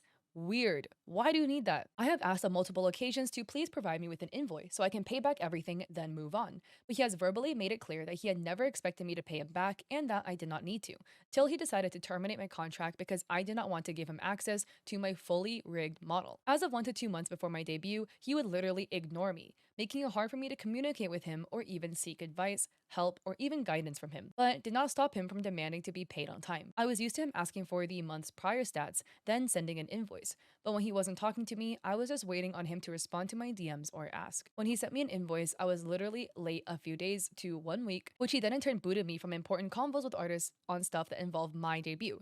Keep in mind, being late was the only way to get him to contact. How can I fix an issue if you actively choose to ignore somebody reaching out to you? I was then made aware that he has done this to other clients of his whenever they made him upset or were late with payment. I will not be posting screenshots to keep them anonymous and safe. It was his way of punishing me for not doing it right away as he wanted, although he could never be on time himself or with paying certain artists. I didn't like that he went out of his way to hold it over my head, then turn around and treat me like a child. But if you were to point out how he isn't doing his job or a good job, he was quick to blame everyone else. At the time, I did let slide the issue pertaining to Bibli because of an issue that had happened between all of us. I regret now not hearing her out, and for that I apologize profusely. She did not deserve to be treated the way she did by him. No one does. I was getting fed up with him not upholding his end and actually doing what my contract stated. I'm not gonna lie, I do kiki with some of my friends about stuff going on in the VTuber space and did send him a screenshot or a link of what Emuki and others said about their experiences with TwitchCon, and he would go on to downplay it. He overall is not a good manager unless you're making him crazy amounts of money, and talks down about all of his talents, big or small, as well as sharing their private works, lives, and details without their consent. So here we have the video between Guilty and Shino, I mistyped this, where Shino was trying to get Guilty to give the model. Model and everything. All of that was fine. The only thing is, I don't have the actual, like, fully finished rig model anyway. Like, Sam is still working on it. I was just talking to him. He will have an update and everything should be fine. He said he has to fix one little thing that he caught and then he'll send it to me. And then that way I could take a look at it, go over it, make sure everything's okay. And if something needs to be fixed, he can get right on it because he knows we don't have a lot of, that's just the thing. It's just like, he's busy. I understand and I respect that, he has religious holidays, which I get. I'm not the religious type, but I'm going to respect somebody else's, religious identity and what they have to do. That's his business. Yeah. That's not my point. I get all that. I haven't had a problem with any of that. The only thing I'm confused is to like why you were under the impression that I shouldn't have it to be able to check or test for things myself. Like that I have no experience with this. I've never checked or tested or anything. Or that like it is I never said you don't have experience or anything like that. I'm just saying. Okay, like, that's not the point then. I don't understand this mindset of like you don't want to give it to me. For what reason? I've been a part of the entire process up to this point. There hasn't been an issue like this the entire process up to this point. That is so gross. I don't get why you can't just give it to me. That is so weird. Again, giving the fully rigged model over to somebody is crazy. I'm not a VTuber, but I really don't think that is standard practice for VTuber managers to have, because that's like having your skin to wear. What is the issue now? There was no issue. I wanted it done specifically my way, so I was. That's fine. I don't have a problem with the way you have it. That doesn't mean that I'm not going to check it or test it. That's still part of my job. I mean, I don't understand your reason for not wanting me to do that.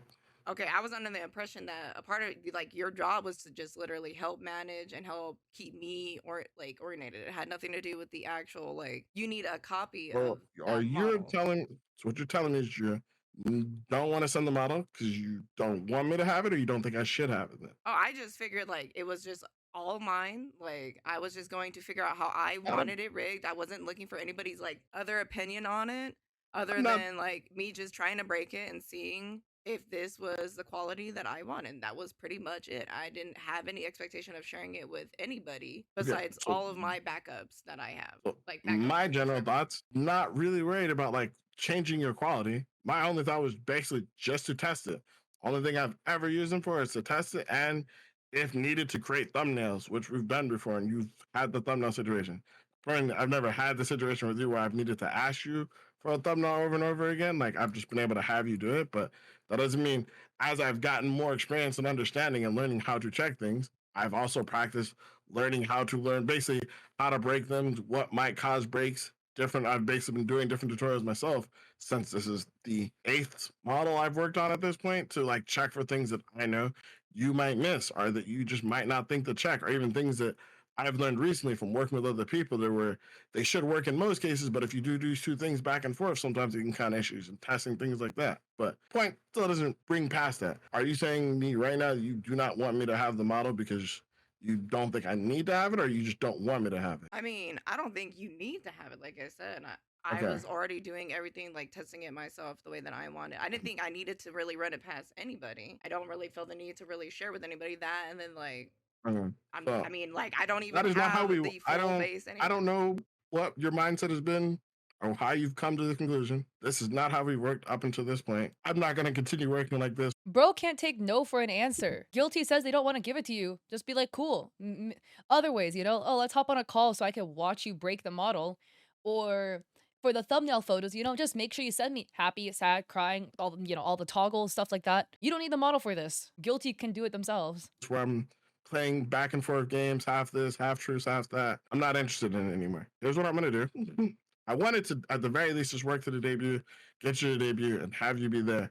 But for whatever reason, you seem to want to be split in terms of combative and not actually like work together, at least towards your own debut. I'm not going to Combative. play the Shino, Ranger you have gaze. not you I'm, have not tried to communicate with me about my debut or anything. You wanted to be petty because I didn't share Amalisa's you stuff. wanted to be petty. No, you wanted No, to be that's petty, not and you being wanted to hide petty. information from me.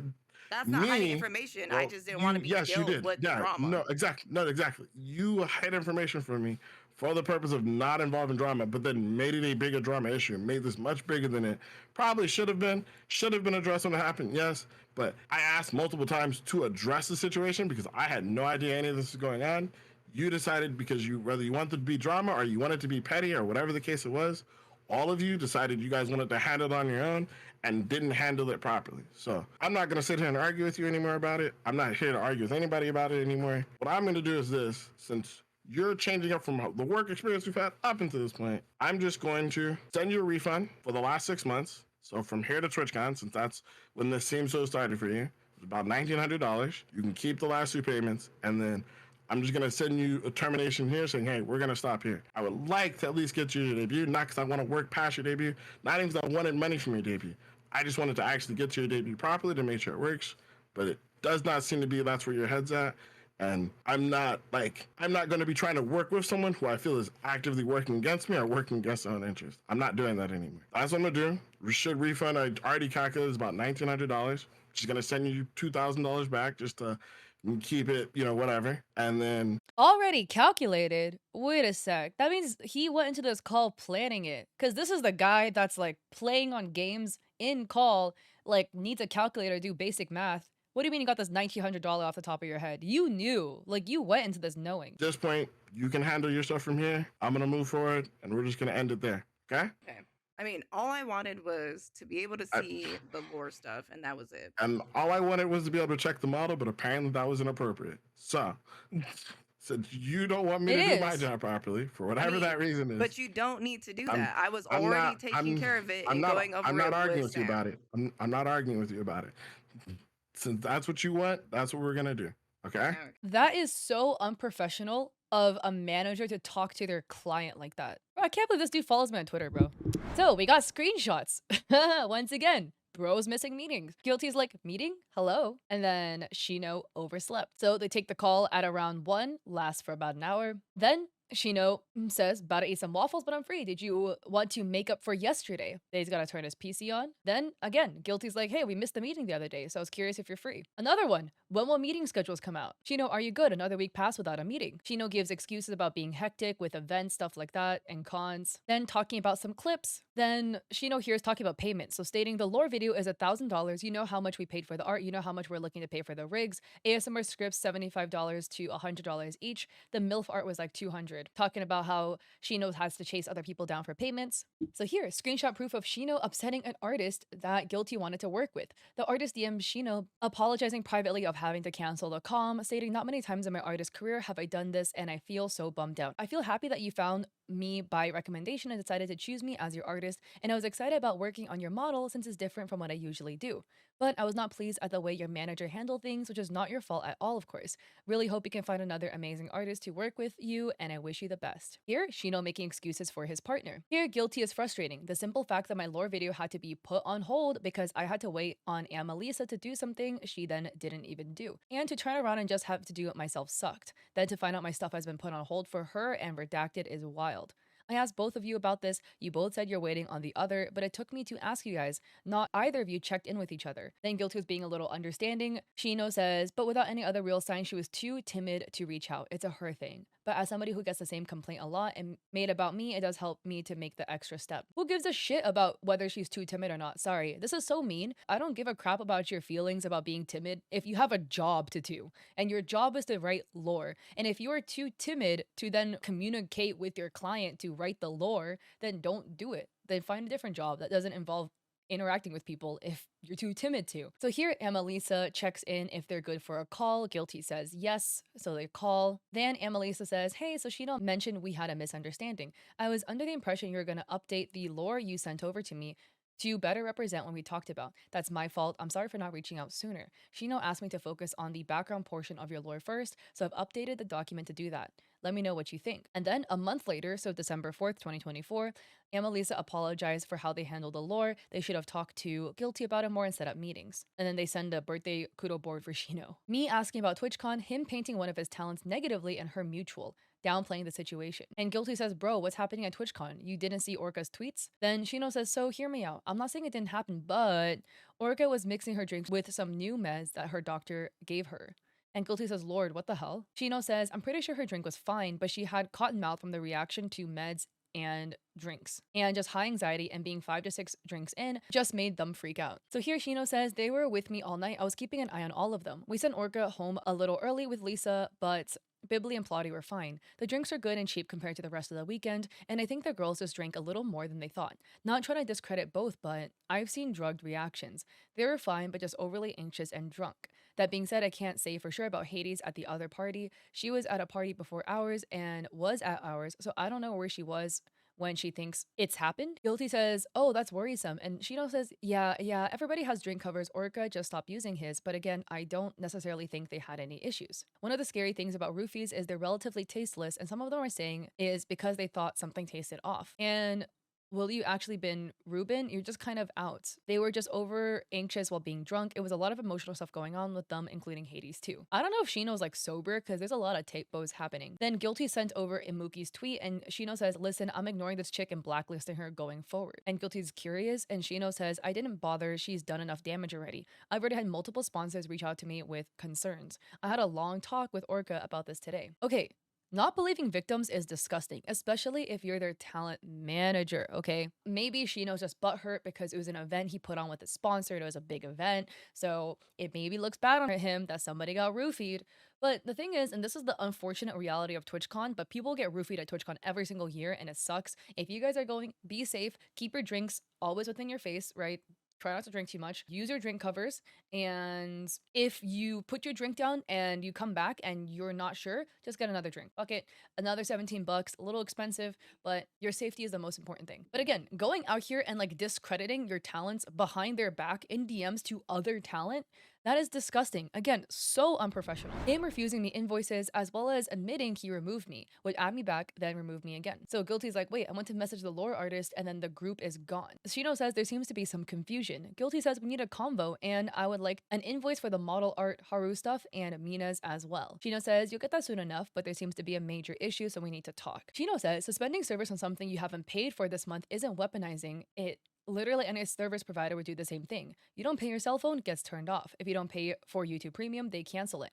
I didn't bug you just yet about paying for last month because you're on vacation, but I also figured we need to have a talk before anything else, which we did. I haven't re-added you to anything since we had that talk yet because I was following up on the things you told me in that talk to verify them and address them if needed. Was gonna hit you up today to see if you're free to talk in a bit to go over those things and get things initiated. So here Guilty is asking for access to art, and Shino says they're almost done. Let me know if you have some time. Then here Guilty is like, hey, can I, the next day, so April 5th, 2025, can I get access back to the groups?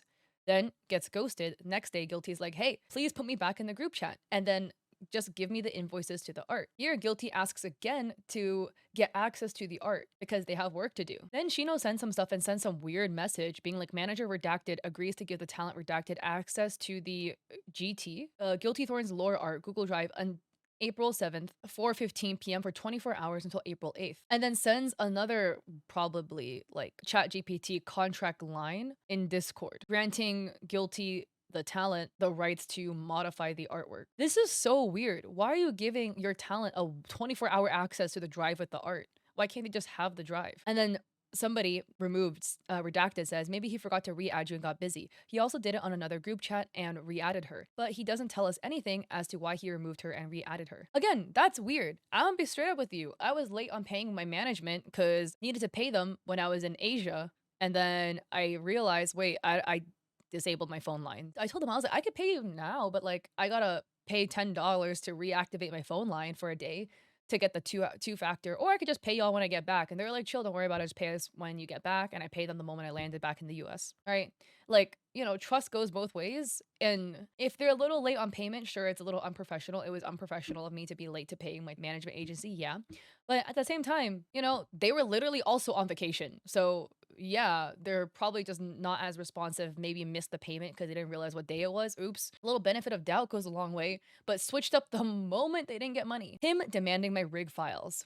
So Shino is pinging maybe potentially the artist, being like checking on the model, need an update. And then Shino says, I need the model file set in here as well, just for both of you to know. Don't mind the back and forth, but I need updates in here and the model file when available. And then this looks to be from the artist, where they say, hi Shino, I already gave the model file to Guilty as of last week and already working on some adjustments to suit her liking as well. We'll be sending back the file again in 2 days.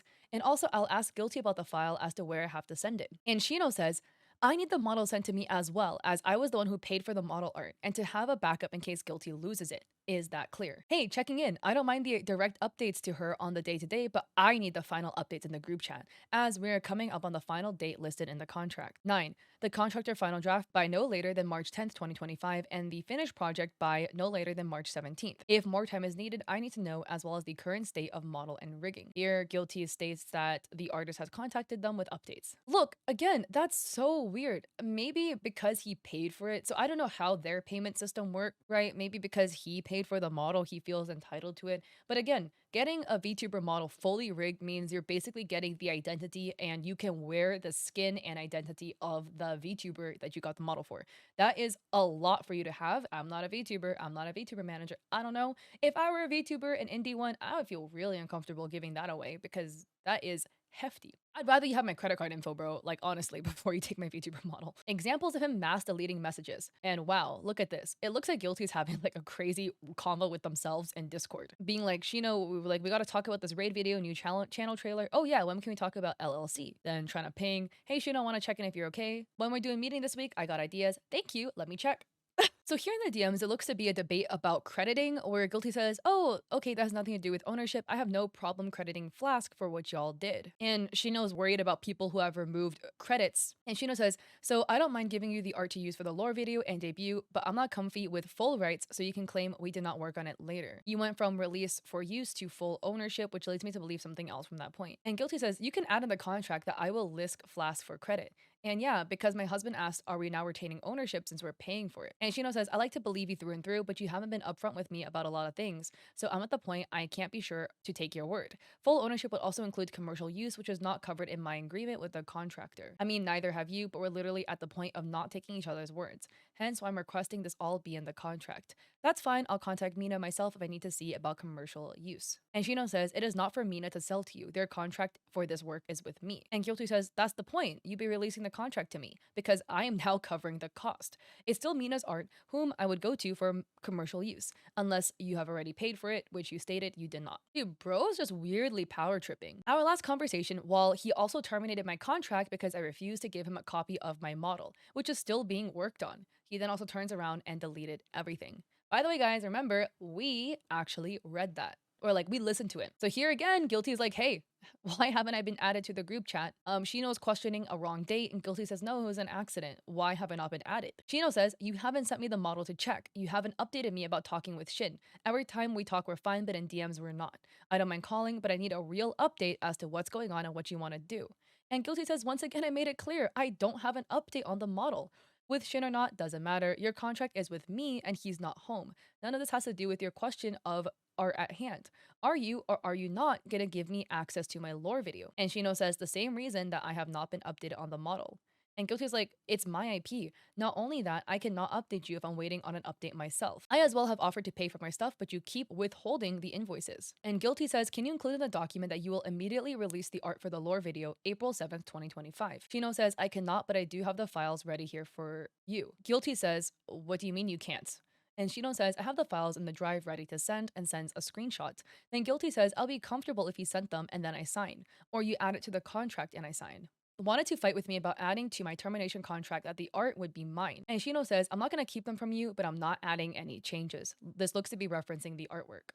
By the way, who the hell is going to trust your word after all of this? Put it in the contract. Contracts are legally binding. It's like an extra line for you to type up. And Guilty says, Shino, you've always made it clear to me that everything should be listed in the contracts. Quote, always have it in the contract to cover your ass, end quote. Shino says, you're right, and now I'm covering mine. I've been on the up and up with you the whole time. I offered the refund, happy to pay it, came up with the updated amount so you can get your stuff, but I'm not jumping through any more hoops. And Guilty says, Shino, I just asked that you add it in the bottom, quote, that you will release the art and ownership over to me as soon as I sign, end quote.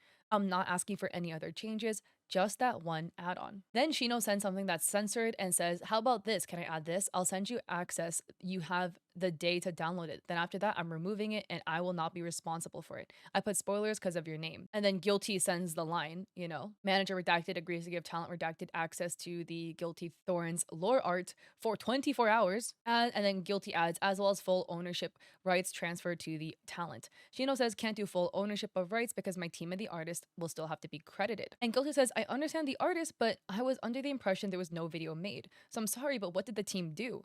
And if I'm now covering the cost, I would expect that much. And Shino says, we still found the contractor and managed the agreement with them and managed them during the process, meaning we may still reference the work in our portfolio for projects we work on and otherwise as well. And Guilty's like, that has nothing to do with ownership, but I have no problem crediting you guys. Some of the screenshots are out of order, so now we can see the thing about the credit. Shino was talking about being burned by people, etc. And then Shino's like, I'm not releasing that contract to you. Guilty's like, why would I be paying for it? Shino says, we're releasing each other from our contract. In this arrangement, you would get the rights to use it as we discussed during our agreement for the lore video. And they add the clause and they say you would get what we agreed upon and they would not be under any contract to do any more afterwards. That's not giving you their contract with us. Guilty is like, you want to end the contract early. I have my demands. You want me to pay for the art, which I have no problem doing. I want the ownership rights, as long as I don't do commercial. You want me to pay what Mina charged you, but not obtain the rights that comes with it? I have not signed anything yet, and now I see why Shin did not want me to. Shino says, we don't have full owner rights on it as it was not originally meant for that. Hence why I said I could not put that in the agreement. However, I'm asking them for how much more they would want for that. If that's the case, we could set up paying the difference, and if that's what you want, then we can work out paying for that. And Guilty says, I mean, all ownership that Flask had would need to be transferred to me. As in the contract, I have no problem stating Flask did management and of course Mina. They did all that work. I want the rights to my art without any issue or fear of being DMCA stricken by Flask. I know you will say you won't, but I'd rather cover my ass like you have always said. And I'd rather pay that myself with Mina since that would then be between me and Mina. So they go back and forth about the ownership. We've read the screenshot already. Shino called them, they missed it, and Shino says, I have a middle ground. They're willing to do full rights excluding merch at no extra cost. Is that fair? And Guilty says, that's all I was asking for. Shino says they had to agree to the carve out, not something I could just say or do on my own. And they did. I'm gonna send that to them when we're good. I'll send the updated one to you. I'll have this one in. So they added the clause that they're gonna add in. Dude, this guy is historically just an awful manager. Just an awful person in general, but God. Bro's literally hostaging his talents, hostaging their stuff. Oh, wow. Now we have another talent, Orca Tsuki. So originally Orca was redacted, then they decided to include their name, so they are redacted from the screenshots, but the screenshots are about Orca. In the instance below, the talent asked for a copy of their contract as one was never sent after they signed, which Shino refused to send and inquired why they needed it. and it was very hard to get him to send it. Only after a phone call did he provide the contract. Oh my god, this is predatory. You should always have a copy of the contract you signed, and that should be willingly and enthusiastically given to you. It shouldn't feel like you're climbing Mount Everest to get your manager, who is unprofessional, to give it to you. So Orca's like, I need a copy of my contract, please. And then Shino's asking about the tax person. Orca says, no, but I want the contract. Shino's like, what happened? And Orca's like, I want a copy and it's bothering me. I don't have it. So can you please send it to me? I like to keep things I have signed. And Shino says, the aggression here would lead me to believe otherwise. And Orca's like, what aggression? And Shino says, you're telling me there's nothing going on right now? Why can't you just send it? Why is everything with Shino so hard, bro? Like, Shino is so combative for no reason, to his talents especially. If you're gonna do that to your romantic partner, you just suck. But to do that to your talent, bro. And Orca's like, I'm just asking, as I have a right to my contract. My parents wish to see it, so I need it. And Shino says, oh, okay, that's fine. And then they call, and then Orca says, I'm with my parents, I can't. Shino's like, why did you remove me from the YouTube? And Orca says, my parents are going over all my shit. It's a serious talk I'm having with them right now. They told me to. And Shino says, why? Orca says they said no contract means somebody shouldn't have access to my shit and they aren't comfortable with it, and I live in their house rent free right now. Shino's like, do you feel that way? And Orca says, doesn't matter what I feel, it's not my house. It's not my house, it's not my internet. Shino, I don't know what to tell you. I need my contract. Why can't you send me the contract? And Orca says, my parents are going over all my stuff as we speak and looking at my YouTube and everything, and they need to see this contract. Shino's like, what's this about? And Orca's like, not having a job and Twitch being my job. They want the breakdown of everything. So yeah. Shino's like, that doesn't explain why you booted me from the YouTube. Dude, are you dense? Orca literally just explained this. Like, if you are too dense to understand this, you are too dense to be a manager, which I mean, we're clearly seeing. And then Orca's like, it's a serious talk I'm having with them right now. Why can't you send me the contract? I never got a copy. Shino says, do you mind if I talk with them with you to see what the upsetness is about? Orca says, and yeah, no, they don't want to hear anything about you unless they see the contract. Shino says, should be in an email, just check to make sure yours was sent at signing and I can send it. But there's more to this, I'm being told. And I'm not talking into anger without some understanding of what or why. Orca's like, I'm not angry, I'm trying to handle my parents, but I can't without it. Doesn't mean I'm angry. And Orca again is like, I never got a copy. No, we can't. They want proof of contract, visual hard proof. Shino's like, I'm glad they want proof and I don't mind. They want proof. I don't mind showing it, but I want to know who I'm actually talking to since the contract has your personal info on it and my personal info. I'm not just giving that out randomly unless I actually know what's going on. Orca's like, it's for redacted. And Shino says, no offense, but if it can't prove who I am on the other line with, I'm not sending you anything when I talk to or directly. If you want to put me on speaker so they can hear me, then I'll be happy to. Then Orca sends their personal email and Shino says, I'm not sending to anything until I actually talk to you. I know that it's you on the other side here. Do you want to call me? I'm right here. Then they call and Orca's like, do you want me to hang up? Shino's like, can you hear me? And they send a Vegas tweet. Anytime you will ask a toxic partner something, an abusive partner, they will pick some stupid little thing to have a fight with as to why you can't have this said thing, right? Like if you were to ask your partner, and this is like triggering me low key because like I've had a relationship like this where I want to go hang out with my friends and there's like one guy there. And then they're all of a sudden like, you can't hang out because there's this one dude here. And I'm like, why can I not go like, I don't know, bowling with my friends if she's bringing her boyfriend? And then he'll be like, no, because that guy might look at you and then he's going to fall for you and then he's going to want to like date you or he might do something to you. And I'm like, are you fucking insane? They've been dating for 3 years. It's always some stupid reason that makes legitimately no sense. And they use this tiny stupid reason to go and try to leverage stuff out of you to wield power. And like they might eventually give in, right? Like he eventually gave the contract, I guess. But it's to have that power of being able to fight with you and try to make you submit that these people like. Oh god, this guy's giving major ick. I want to say some vile things right now, guys, but YouTube monetization. Talent was also informed that Shino speaks ill of the other talents behind their backs and shares details he should not. He also claims he got not only his ex-talent Bibly Darling blacklisted from things, but also Imuki blacklisted since they spoke out about something that happened to them at a party Shino hosted. Again, no screenshots of this, as it's word of mouth, but he bragged to people about getting others blacklisted. When issues happened with the talents, he made it seem like the issue happened was the talent's fault and not his own or somebody else's. There are no screenshots of this, but the talent was told by others. The talent informed Shino due to their contract ending and the wording in their prior contract, as he made the contract through ChatGPT and didn't proofread what AI made, that they did not owe him what he insisted they give him for that month. They still offered to pay the base of $500 as they didn't want to screw him over, which he denied, so they did not steal from him. So Orca writes, for my last payment, I'm only going to give you your base that you stated, 500 USD, which was very sneaky of you to add in there, as originally it was $400. as you always stated, but looking at this now, it says 500. I did talk to a lawyer here in Canada, and by how you worded your contract, I technically do not have to pay you, as I already paid you the 3,000 USD stated, quote, talent agrees to pay the manager a total of 3,000 USD, 500 a month, or 50% of talent's total revenue earned during the duration of management paid by the 15th of each following month? Wait, 50% of a talent's total revenue is insane. That is predatory. That is like wild levels of predatory. That number should be in the single digits, not 50%. If you did more for me in the month of February, actually gave me the clips and edits like you said you had for me, I would be more inclined to do what you're asking. But by law, I do not have to, or even have to give you 500 USD. I'm very grateful for everything you have done for me, but yeah, I don't need to pay you anymore now that our contract is up, and I do hope you understand.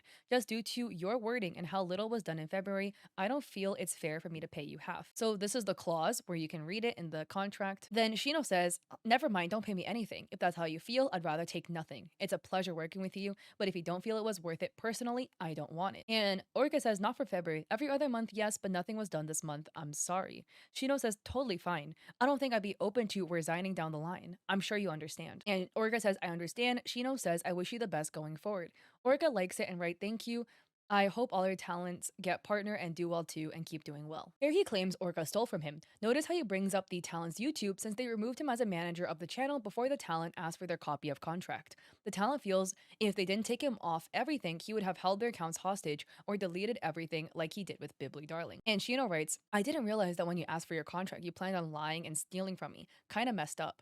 All things considered, but the YouTube thing makes sense now. I understand why you were scared. Dirty, but get it. Makes sense because he literally did it to Bibbly and deleted all of their stuff, which we will get into. By the way, I hate how Shino's like, trust me, I would never do that. I would never do that. You're wording shit. 6 hours after their initial conversation, he then decides to spam the client at 3 a.m. their time to guilt trip them. So here, 3 a.m., almost 4 a.m. actually. Shino writes, one prior contract, I didn't owe you clips. That being said, I did get them. They were going to be a part of your exit gift, a surprise to tide you over for a month or two while you look for a job. So they sent some PayPal payments. Then they write, half of them were actually from Kita, the person you said was too expensive. So here it's photos of Kita sending some Google Drive files over, which looks to be the editor. And then Shino says, so 3 shorts per week per creator. And Shino says, yeah, week 1, redacted 3 clips, week 2, talent 2, 3 clips, week 3, redacted 3 clips, week 4, talent 3, 3 clips, kind of set up. Then here is what looks to be another artist or another editor by the name of C sending in some Google Drive links about edits, some more proof of the edits, some more proof of the edits with the second editor. Then Shino says, the 3 guys you sent me all didn't pan out. So I had Keto working on 6 clips a month,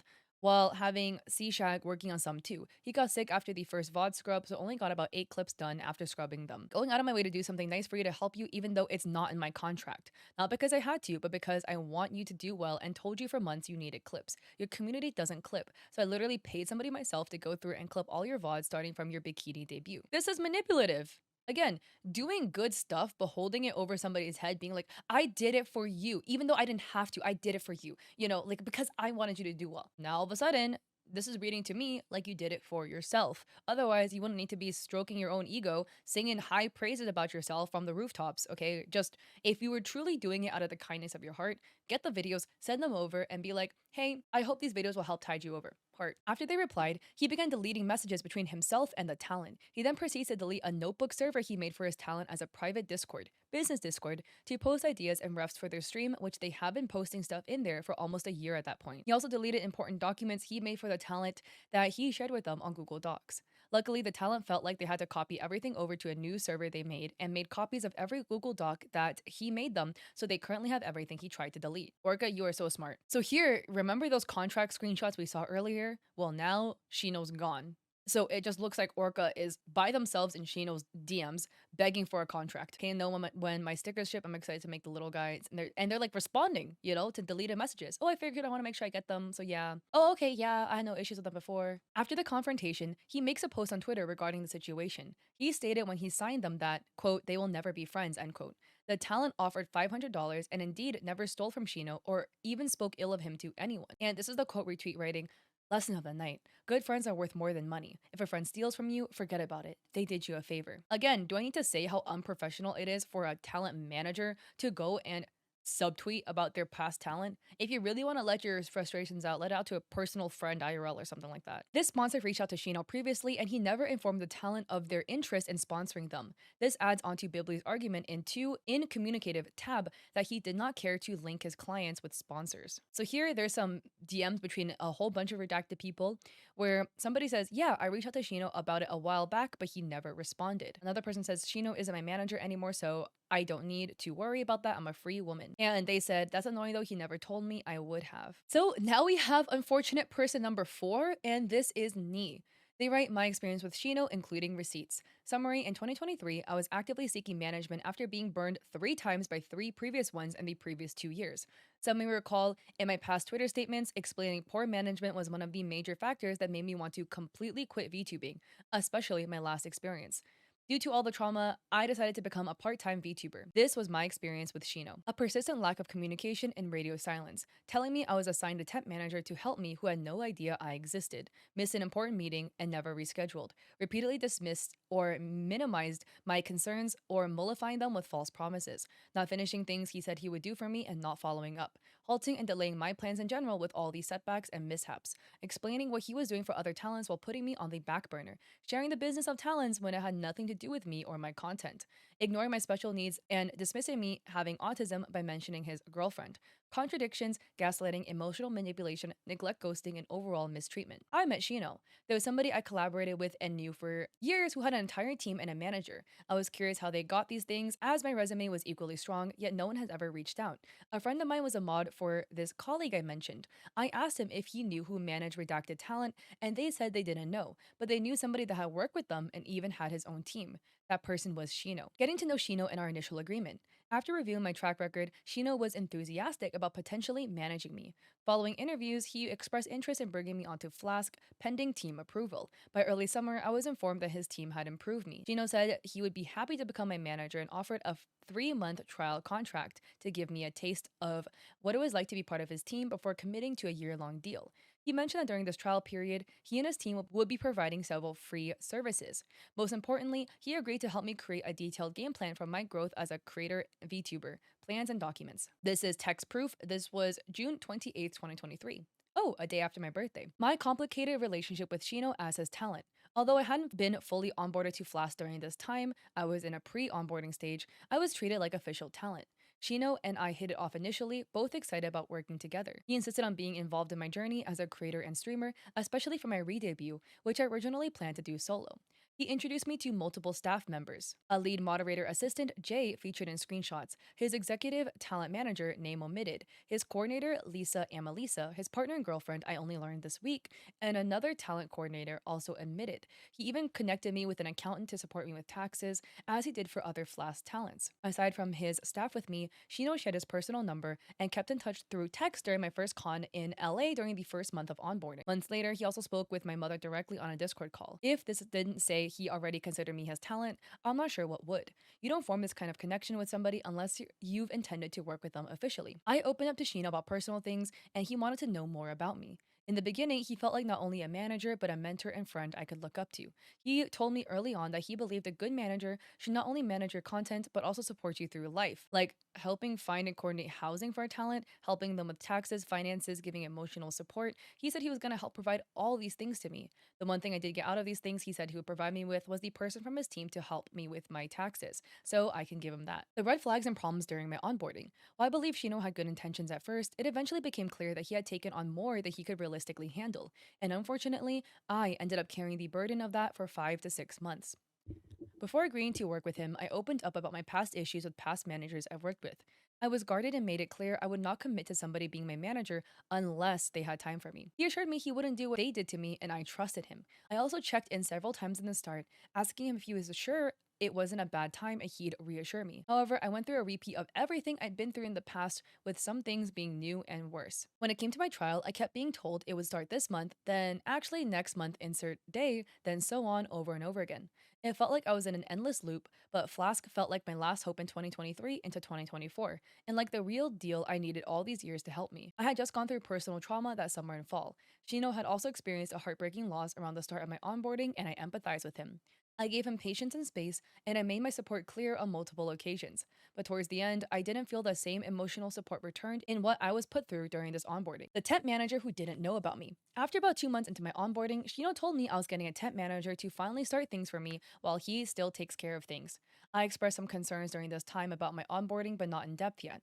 The temp manager was Shino's executive talent manager. Lo and behold, this temp manager didn't even know about my existence. Whenever I questioned on calls about when I was getting a temp manager, I would get vague, soon answers. When Jay checked in on me, I told him things would finally start for me soon because Shino said he was making his executive mini manager my temp manager to get things kicked off. He felt that there was something off since he wasn't told about this, as Shino told him everything. Jay asked this temp manager if she knew about me, and she had no idea I existed. Concerned, Jay then put me in a group chat with this temp manager so she could meet me in advance. The group later became a support group that Jay and the temp manager used to check in on me. So Nee says, can you confirm to me redacted had zero idea about my existence, and Jay says can confirm. The meeting to finally meet this temp manager that never happened. Not long after this, word got back to Shino that I knew this manager didn't know about me. Only then he made his own group and with a temp and other assistants. Apparently, his girlfriend Lisa to get a meeting going. I had yet to be invited to this group. This was another waiting game until finally the week was approaching where I would meet my temp manager and Lisa. He was open that they would first meet with the other talents that are also onboarding, Bibli. After Bibli's meeting, they would meet up with me that same day. Shino was also going to be present in the call. This is what ended up happening. And what Nee adds to the doc, this was the meeting to meet with my temp manager who ended up having to learn about me through Jay. This was an important meeting that would finally get things moving. He clearly prioritized another talent openly and does the following to me. Spoiler, I never had that meeting. And so Shino's like, yeah, in the meeting with Bibli, once they're done with Bibs, we'll set up a chat here as well. And then Nee says, thanks for the update. 4 hours later, Nee is like, hey, wondering if the previous meeting is still running, wanted to make sure the meeting is still on. Then 2 more hours later, Nee's like, my brain's probably not going to be able to handle staying up past 1:30 a.m. Would it be possible to set up in the groups within the next hour at 12 a.m.? And Shino's like, yeah, good, I'll ping you if anything. And then 12 a.m., Nee's like, okay. And Nee says, what happened to my group meeting? I cleared my Monday and waited around the whole day and stayed up until I physically couldn't anymore. I feel as if I keep getting put off with little to no communication at this point and are starting to become concerning. And Shino says, best I can say right now is I need some time setting everything up. And Shino responded like a day later. And Nee says, okay, I just hope you can understand where I'm coming from. In the previous message, I don't mind that, but I was told twice I would be having a meeting that day. I wish it was communicated with me that it wasn't going to be that day. Shino says, I do understand, I just don't have enough hours in the day right now. Nee adds, translation in red, I don't have time for you and don't respect or value your time. Don't promise what you can't do. Like, if you aren't free that day, chill. Just tell Nee, hey, can we do this tomorrow? You had them waiting till, what, midnight? 8 hours after you last messaged them. Nee adds, I was anticipating this meeting and I finally got a date for it. But of course, no exact time. So I cleared that whole day to be on standby. I don't need to elaborate on how inconsiderate this whole thing was. Shino never brought this up again or rescheduled the meeting. He ghosted me, his last message being what you see August 30th. I reached out on 9/11 about something unrelated. He briefly responds and doesn't say anything else, silence again. I reached out again about when I would get to meet my temp manager on September 19th because I wasn't gonna let this go. So Nee on the 19th says, will I be focused on next month or be connected with a PA or EPM on your team that can finally get me started when the situation this month is wrapped up? I have a basic understanding of what's been going on from Jay. Shino then sends a drama video about a talent, stating, I can't go into everything, but a lot has been happening. Good for the future, but bad or rush for right now. Best thing I can ask of you right now is to focus on the things you can do and that we would need for a re-debut. And then they kind of just like say some stuff they need. The situation I mentioned is what I messaged about 9/11 for context. Shino then replies and talks about literally anything but what I initially messaged on 9/19.